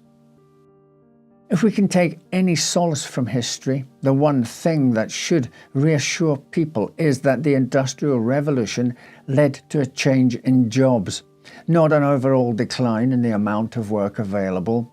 Though, if you wanted to face these new developments as the Luddites did, we wouldn't blame you. A controversial invention is at the heart of our next tale as we explore the history of the electric chair. On August 6, 1890, 30-year-old William Kemmler was awakened at 5:30 a.m. He dressed in his best suit, a crisp white shirt and a necktie. He ate breakfast and spent time in prayer. The sun rose, bathing Auburn, New York, in a pleasant late summer warmth. William Kemmler visited a barber that morning. He asked the man with the clippers to mind the beautiful Hyperion curl that fell across his forehead. Once the haircut was complete, he joined a handful of other men on a short walk to where they would conduct their business that day. But he was not bound for a meeting at the bank or a shift at work. He was about to become the first person ever to be executed by the electric chair, a moment nearly 10 years in the making. Before Kemmler's historical walk to the execution room at Auburn Prison, prisoners condemned to die had faced similar final moments en route to a variety of instruments of death. The first death penalty laws can be traced back all the way to the 18th century BC. The traditional British method of hanging followed colonists to the New World and was a common practice there for nearly 200 years. But following the publication of Cesare Beccaria's On Crimes and Punishment, many began to wonder if legitimizing the very behavior the law seeks to repress was counterproductive in the moral message it conveyed. The Bill of Rights adopted in 1789 included the Eighth Amendment, which prohibited cruel and unusual punishment. And by the early 1800s, many states had reduced the number of capital crimes and built state prisons to house criminals for long, sometimes lifetime sentences. In 1847, Michigan abolished the death penalty altogether, and other state legislatures began to feel pressured to review their laws on execution. The general population was growing increasingly unsupportive of hanging, which was still the most frequent method of dispatching those condemned to death. While simple in theory, hanging a person to death is no small feat. Newspapers across the country were full of stories of hangings gone wrong, broken ropes required do-overs, incorrectly measured drops resulted in decapitation, and sometimes prisoners took up to an hour to die. the pain and suffering visible to those who looked on in despair. In 1860, the New York legislature passed a bill that repealed hanging as an approved method of execution. The lawmakers failed to prescribe an alternative method, thereby unintentionally abolishing capital punishment in the state. New York's population dwarfed that of other states, so unsurprisingly, it had a larger prison population as well, making the implications of the repeal of hangings significant. A New York Court of Appeals ruled the statute unconstitutional, and Governor Edwin Morgan quickly signed legislation to restore capital punishment. But a seed had been planted, and many New Yorkers demanded change. By the time David Hill was elected to the state's highest office, ratification of the 13th Amendment had further fanned the flames of the reform movement, with northern states eager to distance themselves from the growing association of hangings with mob lynchings. In 1886, the newly appointed governor established the New York Commission to find an alternative to hanging. The commission included just 3 members: human rights activist and reformer Thomas Gerry, lawyer and politician Matthew Hale, and a dentist from Buffalo named Alfred P. Southwick. Southwick, a former steamboat engineer, had seen an opportunity to develop new tools and mechanical devices to aid dentists after attending the founding convention of the American Dental Association in 1859. He became so excited by the field that he apprenticed himself to a local dentist and eventually opened his own dental practice in downtown Buffalo. There, he treated patients by day and researched by night, designing an implant for cleft palates that earned him recognition from the New York Dental Association. A natural experimenter, Alfred first became interested in low-voltage electricity as a possible pain-numbing agent during dental treatment. But when a Buffalo dock worker was accidentally electrocuted in 1881, he saw another possibility for the new technology. The dentist was a proponent of capital punishment in theory, but was troubled by the reports of bungled hangings. When he learned that George Smith's body had been unmarked after his unfortunate encounter with an electrical generator, apparently dead on contact, Southwick was inspired. He began experimenting with electrocuting animals, but was having difficulty determining the correct voltage to deliver instantaneous death. After one test, Southwick mused about his findings with a patient, a New York State senator. The senator then informed Governor Hill about what he had been told, and the dentist was asked to join the commission. Southwick, Hale, and Gerry spent a year reviewing both ancient and modern methods of execution, detailing the benefits and drawbacks of each. Their report included the consideration of 34 different techniques, including boiling, burning, flaying, throwing from a cliff, shooting, and suffocation. They were searching for a quick, humane, and efficient method. But the report concluded, "Your commission have examined with care the accounts which exist of the various curious modes of capital punishment that have been used. The result is that none of these can be considered as embodying suggestions of improvement over that now in use in this state." It was true that none of the existing methods could be considered humane. Beheading, which was the most widely used method of execution outside of hanging, was a bloody spectacle. Public spectators were prone to rowdy behavior, and the execution was easily botched by a dull blade or incorrectly assembled guillotine. Plus, there were questions about consciousness and awareness following decapitations, with reports of eyes still blinking and other facial movements following the deadly swing. Prussic acid, also known as hydrogen cyanide, and other poisons were still imprecise, making it difficult to estimate how long death by ingestion, inhalation, or injection might take. Using a hypodermic needle to administer such toxins was viewed by many as contrary to the Hippocratic Oath, and the committee feared it would be challenging to find physicians willing to administer a lethal injection. Other methods, like tossing the condemned over a cliff or handing them over to wild beasts, were inaccessible to most executioners, not to mention indisputably cruel. But the Commission offered an alternative method of execution, which had never before been tried but was thrillingly promising. Southwick told Governor Hill, "Electricity is the coming power. Death is instantaneous and the body is not defaced." Having worked on patients in his dental chair for so many years, Southwick naturally imagined a chair in his execution design. The condemned would be strapped to the seat and connected to an electrical current, theoretically stopping their heart instantly. But with lingering questions about the correct voltage, he sought help from the father of electricity himself, Thomas Edison. Edison, who opposed capital punishment, initially declined to involve himself in the project. However, when he realized there may be a personal incentive to help create the first electric chair, he changed his mind. In 1879, Thomas Edison developed the first practical incandescent light bulb, supported by his own direct current electrical system.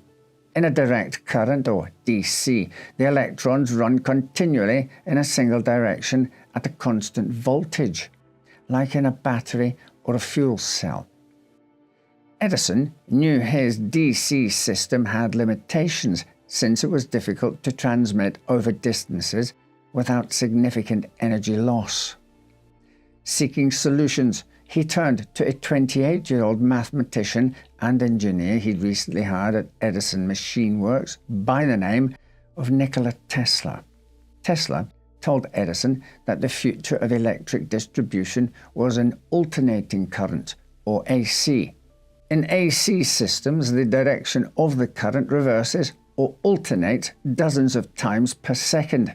AC would allow high voltage energy to be transmitted over long distances using a lower current, allowing a much more efficient delivery system than Edison's DC system. Thomas Edison dismissed Tesla's ideas as splendid but utterly impractical. The young engineer left Edison in 1885 and perfected his AC technology, receiving a number of patents. In 1888, he sold his patent to industrialist George Westinghouse, whose electric company had become Edison's biggest competitor. Within a year, Westinghouse began installing AC generators around the country, focusing on less populated areas that Edison's DC system could not reach, but also making headway in large cities, selling electricity at a loss to cut into Edison's business. Knowing the DC system could not rival Westinghouse's AC generators in efficiency and cost, Edison focused on safety instead. When he received Southwick's letter, Edison saw his chance. He wrote back that although he would join heartily in an effort to totally abolish capital punishment, he did have some thoughts about electric currents in which to dispose of criminals under sentence of death. Edison told Southwick that to ensure death, they must use alternating current machines manufactured by Westinghouse in Pittsburgh. He then began publicly demonstrating the lethal power of the AC current. In June of 1888, Edison invited reporters to watch as he rigged a sheet of tin to an AC dynamo and led a dog onto the tin to drink from a metal pan. Once the dog touched the metal surface, it fell dead. Edison told reporters that AC electricity would kill a man in the 10,000th of a second. After experimenting with dozens of stray dogs purchased from neighborhood children for 25 cents each, Edison arranged a demonstration before the New York State Committee to showcase the use of electricity in execution. He wired electrodes to several calves and a horse. And though the animals' deaths were not instant or even quick, the committee was impressed with the promise this new form of execution showed.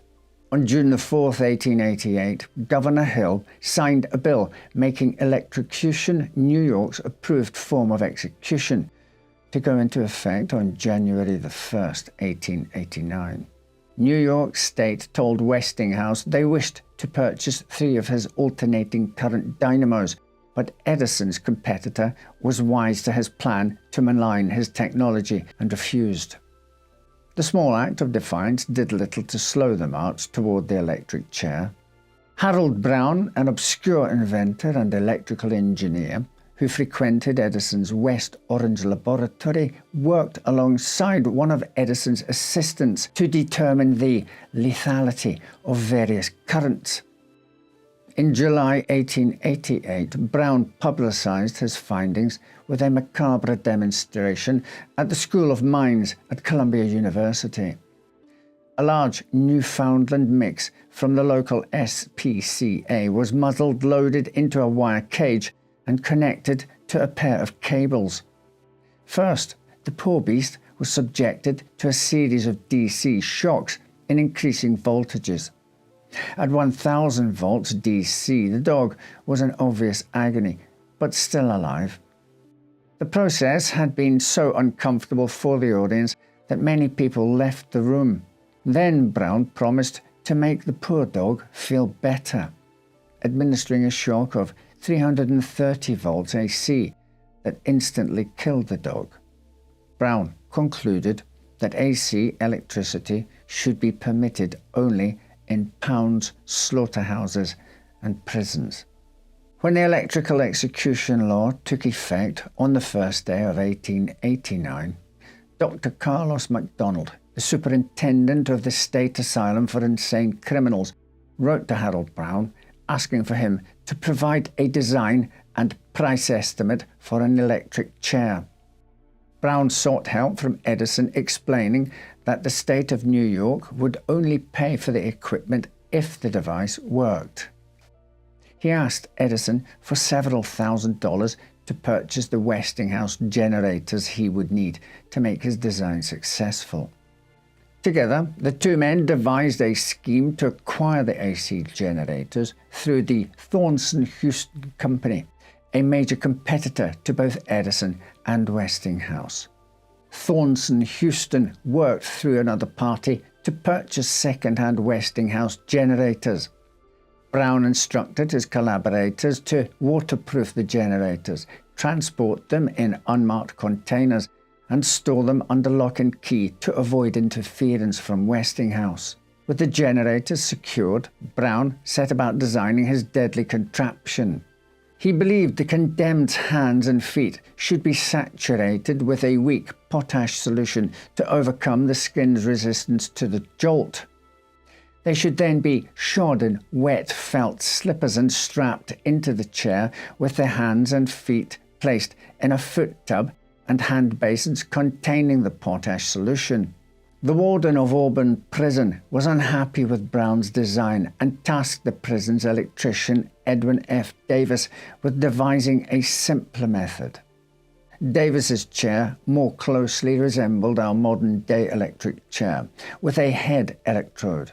A second electrode was pressed to the base of the spine, eventually to be replaced by calf electrodes in later years. The headpiece resembled a toilet plunger that housed a sponge-covered brass plate. The sponge was to be soaked in the same potash solution Brown had initially suggested. The entire apparatus was tested on large pieces of beef and by administering low-voltage shocks to volunteering physicians. But it had yet to be fully tested on humans when William Kemmler was sentenced to death. Kemmler was a vegetable peddler in the slums of Buffalo whose parents were both German immigrants and alcoholics. Raised in a neglectful household, he dropped out of school at age 10, unable to read or write. On March the 29th, 1889, Kemmler was recovering from a drinking binge when he got into a fight with his partner, Tilly Ziegler. He accused her of stealing from him and planning to run away with his friend. In the middle of their argument, he went to the barn, retrieved a hatchet, and returned to the house. He struck Tilly with the weapon repeatedly until dead. Then he went to a neighbour's house and told them of his wicked act. He was eventually convicted of first-degree murder and sentenced to death. Another convicted murderer, Joseph Chapleau, was slated to be the first to die in the electric chair after beating his neighbour to death, but his sentence was commuted to life in prison, moving Kemmler to the front of the line. George Westinghouse, who feared the public's reaction to seeing his product used for execution, hired an appeal attorney for the condemned man, spending $100,000 of his personal fortune for the cause. The lawyer filed an appeal claiming the electric chair violated the Eighth Amendment's prohibition of cruel and unusual punishment, but was unsuccessful in overturning the sentence. Kemmler's execution was scheduled for August the 8th, 1890. On that fateful day, he entered the execution room with Auburn Warden Charles Durston at 6:38 a.m. A cluster of over 20 witnesses were present to observe the execution and witness the electric chair in use on a human for the first time. While the device sat waiting and a hidden team of electricians worked behind the scenes next door, Kemmler was delivering his final statement. He said, "Gentlemen, I wish everyone all the good luck in the world. I believe I am going to a good place. The papers have been saying a lot of stuff that ain't so. That's all I have to say." Kemmler was notably calm and poised for being something akin to a human guinea pig. Dr. George Shardy later said, "It was the most wonderful exhibition of nerve that I have ever saw." He came into the execution room with the manner of a man who was about to do a heroic deed. After his introduction, Warden Durston asked William to remove his coat and cut a small hole in the back of the prisoner's shirt where one of the electrodes would be placed. Then he sat in the electric chair as Deputy Sheriff Joseph Voling strapped him in. The sheriff was so nervous that he forgot to strap one of Kemmler's arms, and he had to be reminded by the condemned. Two other officers then placed a leather mask over his face. As the warden moved to attach the electrode to the top of his head, Kemmler asked that he take his time, making sure everything was right. Once everything was in place, Kemmler said his final words. "Well, I want to do the best I can, and I can't do any better than that." One of the attending physicians said, "God bless you, Kemmler. You have done well." The witnesses murmured their agreement, perhaps surprised at the poise and humanity the prisoner exhibited in his final moments.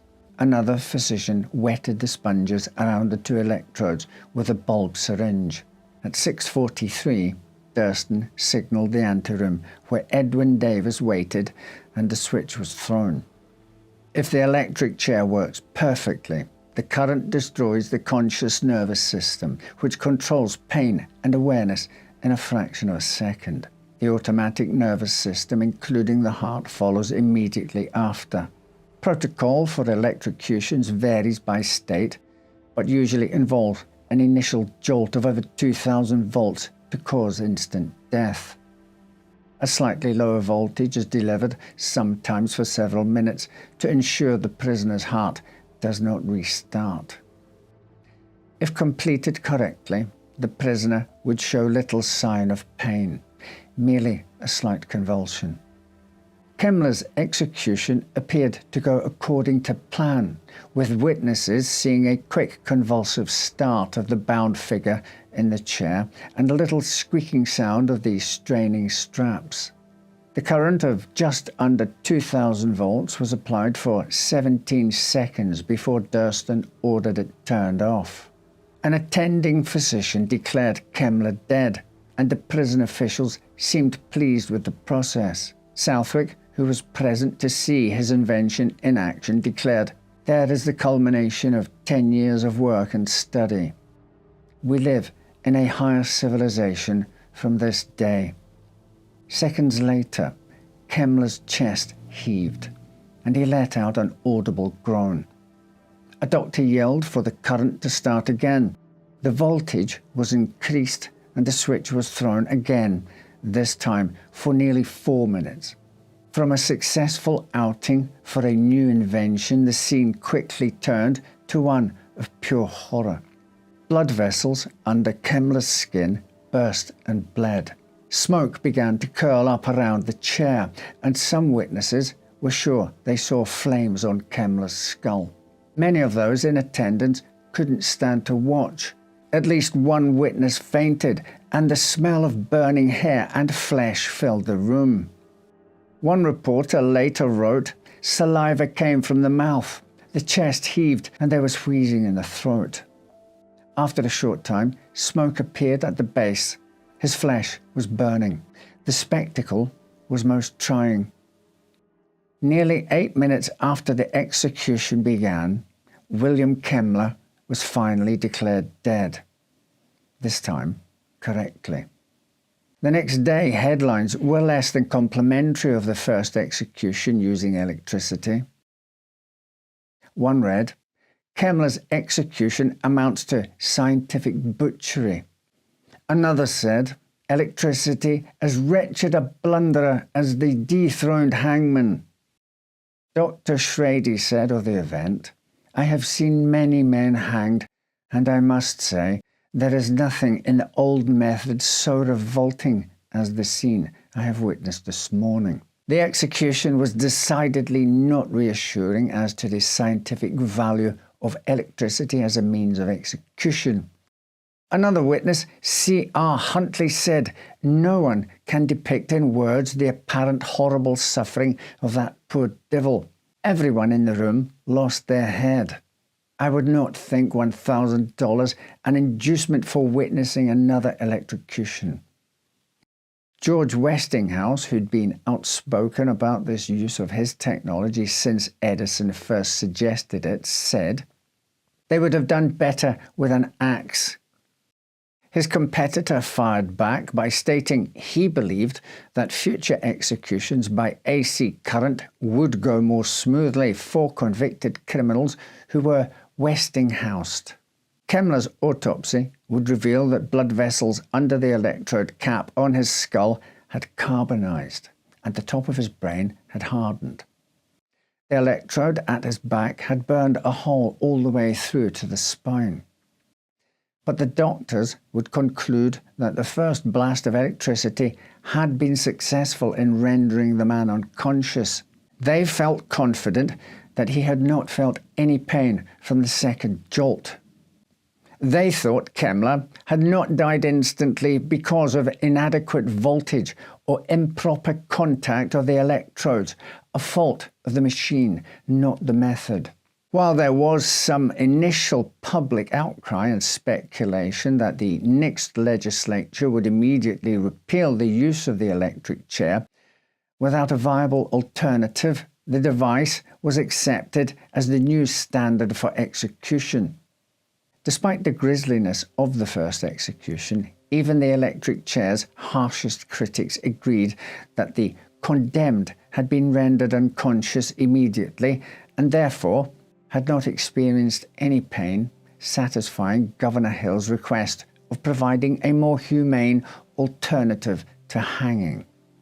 In the wake of Kemmler's execution, Dr. Carlos MacDonald commented, "While this is not so great a success as I had hoped it would be, it is demonstrated to my mind that this method is infinitely preferable to hanging. I believe that there should be some central place in the state where executions should take place and be in the hands of men specially fitted to perform them in a perfect manner. It's an outrage and a terrible hardship to place this duty on the shoulders of the wardens of our state prisons. The legislature agreed that standardizing the procedure and placing the burden of execution on experts was necessary. Edwin Davis was appointed official state electrocutioner. From 1890 to 1914, he would perform 240 executions. The method was adopted by Ohio in 1897, Massachusetts in 1900, New Jersey in 1906, and Virginia in 1908. Within little more than a decade, it quickly replaced hanging as the prevalent form of execution in the US. However, Edison was unsuccessful in his efforts to discredit AC. Westinghouse beat out General Electric, which was formed in 1892 after a merger with Edison's company, for a contract to supply electricity to the 1893 World's Fair in Chicago. They also earned a contract to construct the generators for a hydroelectric power plant at Niagara Falls. By 1896, the plant was delivering power all the way to Buffalo, over 25 miles away. By then, General Electric was also using alternating currents, effectively ending the long battle that became known as the War of Currents. The year after the gruesome initial execution, the electric chair was used again, this time for a mass execution at Sing Sing, one of the world's most notorious prisons. The Death House, as Death Row was known at Sing Sing, opened in 1890 with 14 cells and an execution chamber. The electric chair was located so close to the cells that inmates could hear the humming of the electric cables, the final words of the condemned, and the painful cries of botched executions.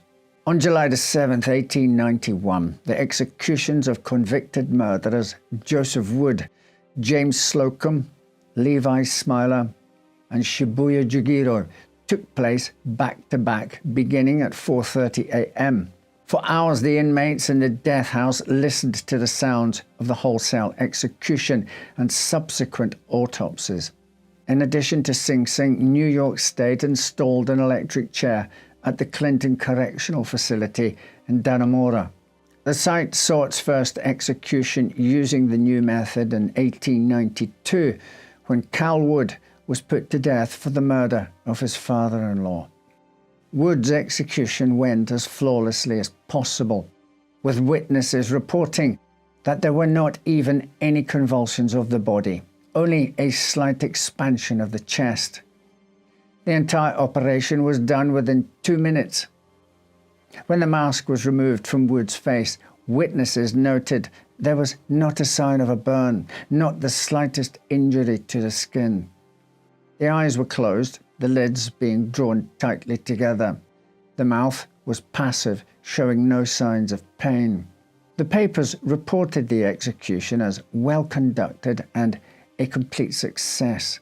One article proclaimed, "There is nothing horrifying about electrocution save the terrible thought that the life of a human being is about to be cut off."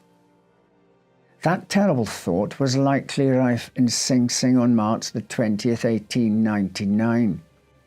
While 10 others had been executed in the electric chair in New York since William Kemmler, all up until that point had been men. On March the 20th, a woman named Martha Place sat in the chair. It was, perhaps, the ultimate test for the electric chair. If hanging had fallen out of favor in large part due to the public unease with seeing women swing, what would happen if a woman suffered as Kemmler had? Surely the new instrument of death would be outlawed. Martha Place had been found guilty of killing her 17-year-old stepdaughter Ida by splashing acid in the girl's face during an argument and then smothering her to death. It was a horrific crime, but Martha had a tragic backstory of her own. At age 23, she'd been struck in the head by a moving sleigh and never fully recovered from her injuries. Though she married and had a son, her husband, abandoned the family, and Martha was forced to give up her only child for adoption. She found work as a housekeeper for a man named William Pace in Brooklyn. The two married, and Martha inherited a stepdaughter, Ida. The promising new start soured when she developed a deep jealousy of her stepdaughter.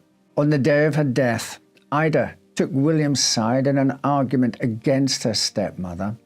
After her husband left for work, Martha took the acid he typically used to develop photographs and threw it into Ida's eyes. She then smothered the girl with bedding, retrieved an axe from the cellar, and waited for William. When he returned home, Martha struck him with the weapon. He managed to escape and ran from the house in search of help, while Martha attempted to kill herself in the kitchen by turning on the gas. When police arrived, she was in critical condition, but alive. At her murder trial, Martha Place was found guilty of first-degree murder and sentenced to death. Still, she and her attorney believed she would be spared at the last minute, since the electric chair had never been used on a woman. Two others before her had been sentenced to die by the new method, and neither had been executed in the end. Serial killer Lizzie Halliday was the first woman sentenced to death by the electric chair in 1894, but was spared after Governor Roswell Flower commuted her sentence.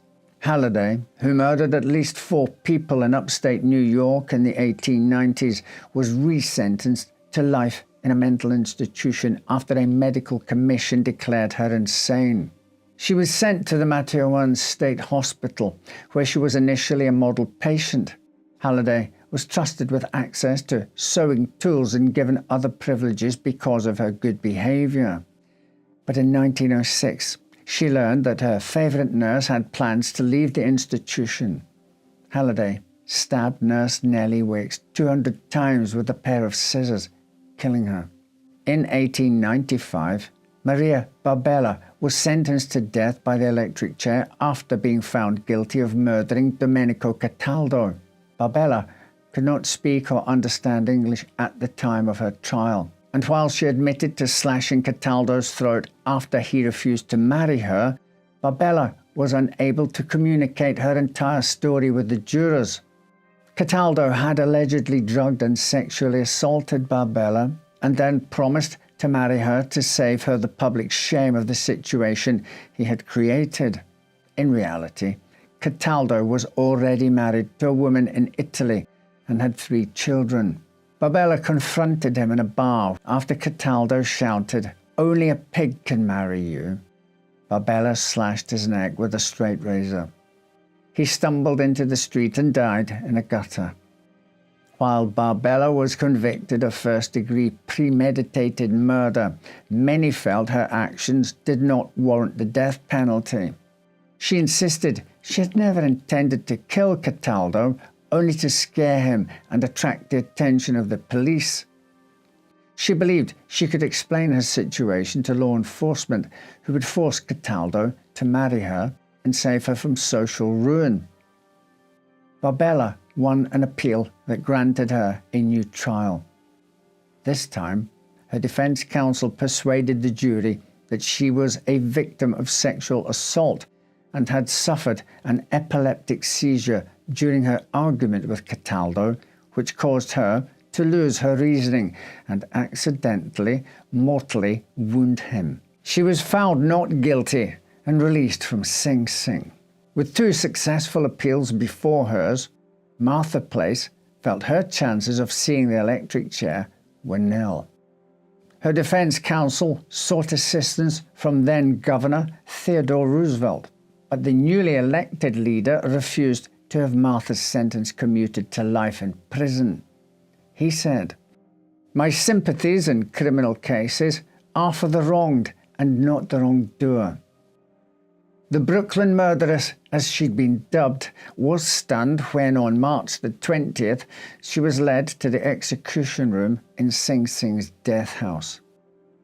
Martha's gender did prove something of a challenge for her executioners. Shaving her long, thick hair was out of the question. Such an act would be deemed cruel and unusual punishment in its own right. Instead, it was lightly clipped, and the electrodes were fitted to her forehead. The long skirt of her black dress was slit so that electrodes could be placed on her ankles without exposing them to the witnesses, determined to protect her modesty until the very end. According to the reports of witnesses, Martha Place died instantly after muttering her final words, "God help me." The seemingly painless and quick death of the first woman to be executed by the electric chair cemented the new method's dominance in New York's penal system. In the next few years, the chairs at Sing Sing, Auburn, and Dannemora saw the final moments of notorious killers like Leon Czolgosz, who assassinated President William McKinley in 1901, bank robber, murderer James P. Whitey Sullivan, and the three Van Wormer brothers who were convicted of killing their uncle after he foreclosed on the mortgage of the family's cottage. Even as the use of the electric chair became more common, many still wondered if the process was as immediate and painless as proponents of the new execution method promised. After all, no one had walked away from the electric chair to tell their story. Then, in 1916, a man named Harry Tonius gave a first-hand account of his electrocution that gave some insight into what the process might feel like. Tonius, who worked for the National Screw and Tack Company in Cleveland, was pushing a hand truck of steel casings into a freight elevator when his left foot touched a live wire that had accidentally detached from the electric controller of the elevator. When the ambulance arrived, paramedics declared Tonius dead, but at the hospital, surgeons wishing to experiment with the new pulmotor resuscitator were able to revive him. Once recovered, Tonius was able to give a detailed account of his electrocution, saying, "It felt as if a bomb had been inserted in my skull and as if it had exploded and blown off the top of my head." He also said, "The pain seemed to keep up for years. I couldn't escape it. I couldn't even fight it with my mind. And then I felt something pulling at my heart. It was as if someone had put his hand inside my breast and was pulling everything out." Hardly the pain-free instant death Alfred Southwick had believed his new method of execution would provide. Botched executions, shifting views on capital punishment, and stories like Harry Tonius's made many state legislatures rethink the role of the death penalty. Between 1895 and 1917, 9 states abolished capital punishment altogether. US Congress passed a bill reducing the number of federal death crimes, and votes in many other states came close to ending the death penalty, establishing a long-running debate about the government's role in mandating death. And despite some changes to the electric chair, the process remains nearly identical to the one invented by Edwin Davis. The following is a description of the process from the Death Penalty Information Center. For execution by the electric chair, the person is usually shaved and strapped to a chair with belts that cross his chest, groin, legs, and arms. A metal skull cap-shaped electrode is attached to the scalp and forehead over a sponge moistened with saline. The sponge must not be too wet, or the saline short-circuits the electric current, and not too dry, as it would then have a very high resistance. An additional electrode is moistened with conductive jelly, electrode cream, and attached to a portion of the prisoner's leg that has been shaved to reduce resistance to electricity. The prisoner is then blindfolded. After the execution team has withdrawn to the observation room, the warden signals the executioner, who pulls a handle to connect the power supply. A jolt of between 500 and 2000 volts, which lasts about 30 seconds, is given. The current surges and is then turned off, at which time the body is seen to relax. The doctors wait a few seconds for the body to cool down and then check to see if the prisoner's heart is still beating. If it is, another jolt is applied. This process continues until the prisoner is dead. The prisoner's hands often grip the chair, and there may be violent movement of the limbs, which can result in dislocation or fractures. The tissues swell, defecation occurs, steam or smoke rises, and there is the smell of burning. 84 executions using the electric chair have been considered botched since its creation. Today, only 8 states continue to use it to execute prisoners at their request as an alternative to lethal injection, with just one state, South Carolina, still using the electric chair as its primary method of execution, though no one has been executed in the state since 2011.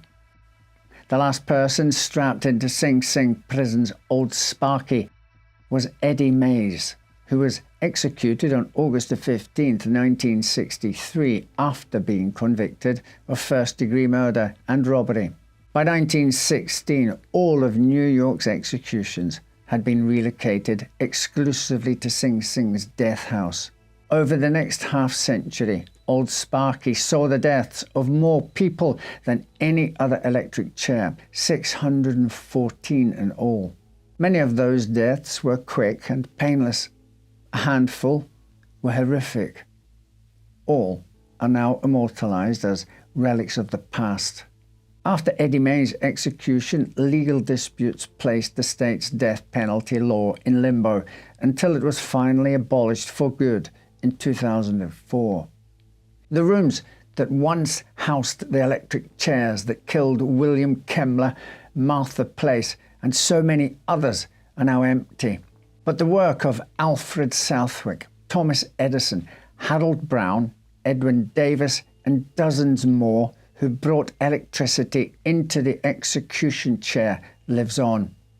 And the ghosts of those who met their deaths at the hands of their lethal invention continue to haunt us with their stories today. We end with power of another kind as we delve into the history of female bodybuilding. We often think of the Victorian era as conservative and unadventurous, a woman's role being primarily within the home. But some set out to challenge these expectations, striding onto the stage in one-piece suits and tights in front of cheering crowds. These early women bodybuilders blazed a trail for others to follow, becoming celebrities admired for their physique as well as their daring feats of strength and bravery. Our first trailblazer came from the Welsh market town of Abergavenny, growing up in the shadow of its ruined castle and towering town hall. Kate Williams, who would later become better known by her stage name Volcana, possessed impressive physical strength and performed as a strong woman in the late 19th century with strongman William Roberts, known as Atlas. Together, they wowed audiences in the UK and overseas. Volcana lifting heavy weights and sometimes even people one-handed. She was also known for performing a stunt named the Tomb of Hercules, which involved supporting the weight of 2 horses and their riders on a platform laid on her torso. Volcana soon became well known in concert halls and theatres, but used her celebrity status to promote the importance of physical fitness to other women. In 1903, during a 24-week tour in Australia, they were described as weightlifters and exponents of muscular development. In 1910, Volcana was also called the founder of the modern school of physical culture for women.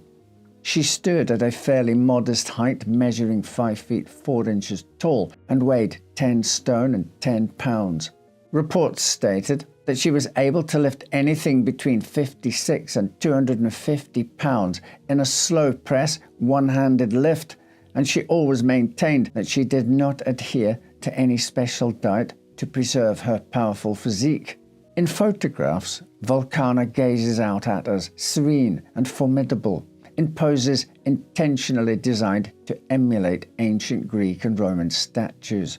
She was regularly snapped, flexing her biceps in an array of costumes. For example, in one she appears swathed in a toga with a tangle of bracelets and a metallic headdress. Powerful images such as these cemented her public persona as mysterious and near mythological, but they also displayed her femininity, with one photograph emblazoned with the title Vulcana, the Muscular Beauty. One of the earliest proponents of women's bodybuilding and strength training, Vulcana went from a modest background in rural Wales to a career as a fitness educator and pioneer, performing feats of strength around the world. While she was heavy lifting and flexing under spotlights in Australia, another woman was causing a stir in the vaudeville theatres of the United States of America. Laverie Vallee, who went by the stage name Charmion, was a trapeze artist that rose to fame in the early 1900s for her impressive aerial routines. In one, she twirled and twisted on the trapeze while gradually removing her clothes. The act was not designed to be titillating or sensual, but was instead engineered to display her jaw-dropping physical strength and muscle control. A video of her performance was recorded by Thomas Edison in 1901 and still survives today. She begins the routine fully clothed in a long dark coat, hat and skirt, removing each item and throwing it towards two spectators watching from the balcony. Smiling and waving to Edison's camera, she demonstrates remarkable body strength and confidence. Like Vulcana, Charmion was photographed wearing dresses and one-piece suits, often with feathers and flowers in her hat or hair, while tightening her bulging biceps and back muscles. By 1905, she was already a highly regarded star in theatres, and a review in August of that year noted her wonderful muscular development and startling feats of strength. In 1909, Variety magazine billed her as the most perfectly developed woman in the world, and noted that she was able to even talk and joke with the audience while performing her breathtaking stunts. Audiences may have been enthralled by Vulcana and Charmion, but another strong woman was to hit the headlines in New Jersey. From 1888, Josephine Blatt performed under the stage name Minerva with her husband Charles Blatt. Among her achievements was securing the title Champion Strongwoman of the World in 1893 and lifting a 365-pound granite rock with one finger, using a metal ring attached to the boulder. Sponsored by the sensationalist newspaper The Police Gazette, it's claimed she once lifted a platform with 18 men on in a hip and harness lift in 1895. The paper claimed the weight lifted was approximately 3,000 pounds or 1,361 kilos. By 1937, this claim had grown to 23 men and 3,564 pounds, over 1,600 kilos, according to an article in Strength and Health magazine. This earned Minerva a place in the Guinness Book of Records, the feat remaining until doubt began to creep in about its authenticity. Finding the truth makes a little more sense when you learn that Minerva was also an early proponent of professional wrestling. Indeed, she took on all comers, men and women, and even became the first woman in the US to win a wrestling championship. With her husband in tow, she toured the US, Europe, South America, and Mexico. And, like other strong women of the time, her husband assured reporters that she ate a normal diet to maintain her muscular frame, although she was especially partial to a dinner of lobster. Minerva retired in around 1911 and died in 1923.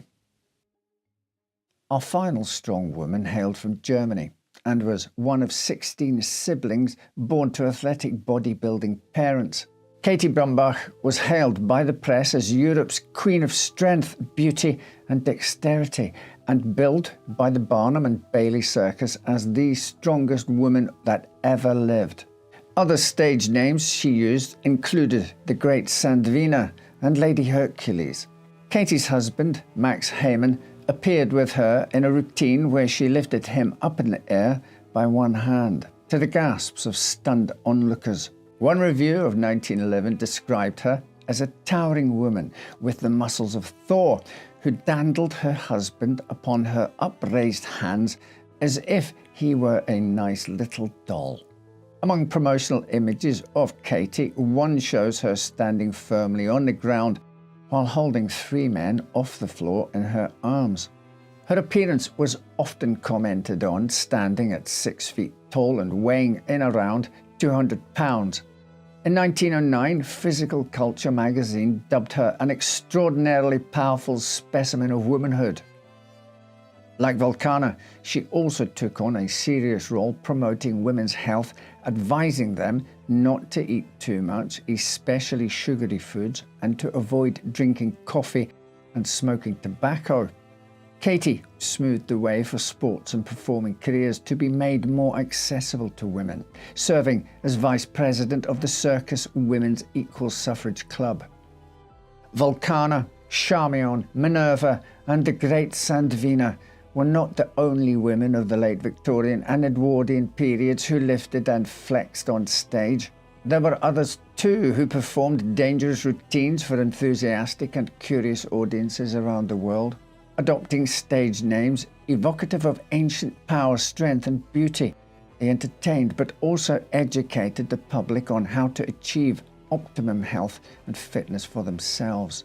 It was a time of significant change for women, and as they fought to be recognized for their physical strength, others in the US and Europe campaigned for power on a different type of stage. The suffrage movement was well underway, and women would soon secure the right to vote in the early 20th century. Although these strong women openly challenged perceptions of women in Victorian and Edwardian society, they were not considered a threat. Eagerly accepted and marvelled at by spectators, reviewers were thrilled and astounded by their power, strength and size. Reporters excitedly printed their diet and exercise tips, and photographers found creative ways to record and share their image. For one, her routine and moving image was one of the first to be recorded on the moving camera by Thomas Edison. Developed only a few years before, she twirled and spun on her trapeze in 1901. In many ways, these early bodybuilders and strong women changed the course of history. They showed that, like men, women could be strong, confident, and build muscle. Their celebrity status elevated the sport, inspiring other women to cast off their long skirts and take to weightlifting. Abby Pudgy Stockton, Joan Rhodes, and Ivy Russell were all famous bodybuilders and weight trainers in the later decades of the 1940s and 1950s. These women took the concept to another level, inspired by those who had gone before them. And if you're someone who spends a lot of time in the gym, or perhaps someone looking at starting an exercise regimen, maybe they can inspire you too. Thank you for watching. Right then, take care, and I'll see you next time with another story to make you say, well, I never.